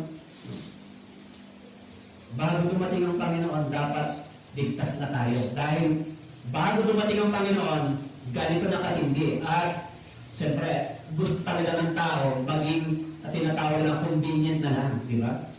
Ngayon, meron na po sa ibang bansa, sa Amerika, na ganyan yung proseso. Makuha ka na lang ng mga bagay-bagay, so ang transaction ay cheap na. Hindi na yung naglalabas ng cash. Ibig sabihin, nakikita natin yung nalalapit na sinasabi ng Biblia na matupad. So, kung hindi po tayo kikilos ng mabilis, kung hindi po kayo gagawa, magsasakripisyo, paano po yung mga tao na mahal sa buhay? Hindi natin alam kung ngayon ang bukas darating ng Panginoon. Pero according to the scripture, nandito na sa pintuan, halos. Kaya nga, ako rin ang iniisip ko, expand yung lugar natin dahil kayo lang, wala nang paglalagay na iba. So, kung hindi natin na-expand, saan nilalagay yung mga maliligtas? Hindi ako matuturo lang sa inyo pag kayo lang ang pumunta sa church. Naku po, magbubugbog kayo sa sermon sa akin pag kayo lang lagi. Doon po sa Bato, sa Katanduanes, nung dumating ako, 10 lang o 15 lang gumagalo. Doon sa matagal na church na yun. So, sabi ko, bakit kayo lang? So, 2 taon na nagturo ako, 2 pinagtyagaan ko. Wala talaga yung buhay ng mga mananampalataya, hindi talaga naging maganda. Maliit lang yung barangay. Wala talaga. Bible seminar, sila rin. O Bible seminar tayo, sila rin ang dadalo. Gagastos sila, kakain, sila rin ang dadalo. Kaya sabi ko, isara na lang natin ito. Kasi, bakit? Kayo lang ba ang magba-Bible seminar? Bigtas na kayo. Ano po purpose ng Bible seminar sa inyo? Kaya sa totoo, iniwan ko, pinasara, sabi ko sumama kayo doon sa Bira. Kasi doon maraming kaluluwang mahahanap. So kaya, kung kayo lang ang dadalo sa Bible seminar, anong purpose ng Bible seminar? Ang purpose ng Bible seminar ay para saan? Salvation. O iligtas na kayo, paano? Kaya huwag po kayo mag-try mag-invite ng maraming tao. Just try to only one person. Isa. Kasi kung ilan kayo dito, kung pagpalagay natin na 30 o 40 kayo, isa lang ang hihilahin ninyo. Sa tingin ko, mas madaling hilahin yung isa, diba? Tama po? Isang tao lang ang dalhin ninyo sa church para makinig. Wala na tayong space pagka kumilos kayo. Tama po? Ngayon, pag nagdala kayo ng isa-isang kaluluwa, tapos lahat kayo nagdala, sa labas kayo, sila sa loob. Diyan kayo sa gilid ng bintana. Sila sa loob. Tama po? Kaya nga ini-expand natin ito kasi I'm looking to yung mga people to be saved dito sa lugar. Kaya yan, pag naayos yan, so bubutasin natin yan, pati ito. Kasi hindi po ako tumitingin sa konti. Maraming tao at kaluluwa dito, di ba? Kung maaari, mag-focus po kayo dito sa kanilang buhay. Kasi kung dito sila makukuha, hindi naman magiging burden ng church na dalhin sila sa church kasi pwede silang makapunta kahit walang service. Tama po? Pero hindi ko naman sinabing wag sa malayo. Kaya lang, pag sa malayo, handa po kayong tulungan sila. Kasi pag pamasahe, kung masira yung service natin, hindi ba, paano sila nasusundo? Yan yung paghahandaan, di ba? Alam nyo yung service natin, putput na yung gulong yan, di ba? Kaya kung maaari, pwede rin kayo magdala sa malayo kung yun ang kalooban ng Diyos, pero more, sana yung mga tao dito sa paligid. Di ba? Kasi sila kahit hindi mo sunduin, makakapunta sila dahil nandyan lang sila. And soon, kung yung church ay pagpalain sa financial, material na bagay, kaya na natin mag-sustain, di tulungan sila. Tulungan sila. Yung financial offering natin, pala, nabibigay mo ba kayo sa church? O-offering mo ba kayo? O nagtatize mo ba kayo? Sana ho, ginagawa niyo po yan. Kasi saan natin kinukuha yung ating mga operational expenses? Alam niyo ba kung saan? Kaya siguro ko, dadating ng time, at the end of this year, may reporting sa buong congregation para malaman niyo yung pera saan ginagamit. Saan tayo kumukuha ng panggasolina? Saan tayo kumukuha pang pagawa ng epoy? Saan tayo kumukuha ng gastos dito? Itong mga ito, saan galing yan? Yan ay dapat galing sa atin, sa ating bulsa. Tama po? Mapalad po tayo, alam niyo po, konting extension lang po. Alam niyo po, yung mga Filipino pastor, sinabihan sila, alam niyo mapalad kayo, kasi nagpastor kayo, may support yung family niyo, may bahay din kayo, di ba? Ako nagpastor dati, walang support, sariling sikap nagtatrabaho. Katrabaho, si misis nun. Para lang makapagpastor. Kaya, ngayon, ng pastoring ministry dito, mapalad sila. Mapalad kayo pag pastor nyo, meron na kayo allowance, meron pa kayo support. Minsan may sasakyan pa. Di ba? Kung parang kami noon, nagsimula maglingkod sa ganito, walang ganyan, walang allowance, magtatrabaho ka para sa pamilya mo, allowance mo 250 pesos. Na nakapag-asawa kami ni Sister Melody, allowance ko sa church, 250 pesos. Mabuti nga, tinanggap niya yun. Mabuti nga. Siyempre, paano ka mabubuhay sa 250 pesos? Mabuhay na lang tayo sa pananampalataya. Ha? 250 weekly. Kaya, pag upo sa lamesa, lagay yung plato, walang laman, sasabihin ng anak, kain, nasaan yung pagkain? Anak, nabubuhay tayo sa pananampalataya. Hintayin natin na yung kumatok dyan sa pintuan. Kaya ho, mapalad po kayo kasi yung pastor hindi yung burden. Tama po? Pangangailangan ng pastor hindi yung burden. Tama po? Sa ibang church, pangangailangan ng worker burden ng mga miyembro. Hello, naintindihan niyo po? Pero dito, hindi po, wala kayong burden sa mga dalawa. Yung burden ay nakapasa sa mga missionary. Kaya yung allowance para sa family ay tinuturunan nila para ang pastor makapagturo ng maayos. So, kung gano'n, dapat sumuporta din kayo sa church. Para saan? Para sa pangangailangan naman ng church. Dito po, tama po? Pag-develop dito, o yan, inaayos, pinapaganda natin yung building, inaayos natin yung sound system, maglalagay pa tayo dyan, yung missionary nagbigay ng mga upuan. Dapat tayo mga Pilipino, magkaroon din tayo ng ganitong puso. Tama po ba? Hello? Nandiyan po kayo? So mapalad kayo kasi hindi kayo nagkakaroon ng burden sa pangangailangan ng inyong ano. Ang gagawa. Paano kung makita niyo yung pastor? Pastor, nakaroon na yung sapatos mo. Ito goma, taliran mo. Hello, nandiyan po kayo? Hindi sinabi, eto, bumili ka ng bagong sapatos. Ang ibinigay ko, talian mo, pastor, para hindi nakanganga. Hindi ba? Hindi sa nalagay ng pastor, pambili ng bagong sapatos, kasi sapatos mo nakamiti na sa amin eh. So, ganun dito, di ba? Mapalad tayo. Mapalad kayo kasi sa church, ang tangi lang magiging burden natin, yung operational expenses ng church. O binigyan kayo ng sasakyan, yan free. Kanina natin iaasa yung maintenance. Sa kanila tayo. Hindi. Tayo bilang mga iniligtas ng Panginoon, kayo na mga iniligtas, magsusumikap kayo tumulong para matulungan yung pangangailangan ng ating church. Kapag kumanda naman yung church, kapag kumukay naman yung church, kayo rin yung mag-beneficia, hindi ba? Hello, tama po? Ha? May beneficio ba sa inyo? Meron mo ba? Kaya sana, yung mga ligtas na po ang kayo dyan. Pag hindi po kayo ligtas, hindi po kayo kasama doon. Kasi wala pa po kayong gagawin sa langit.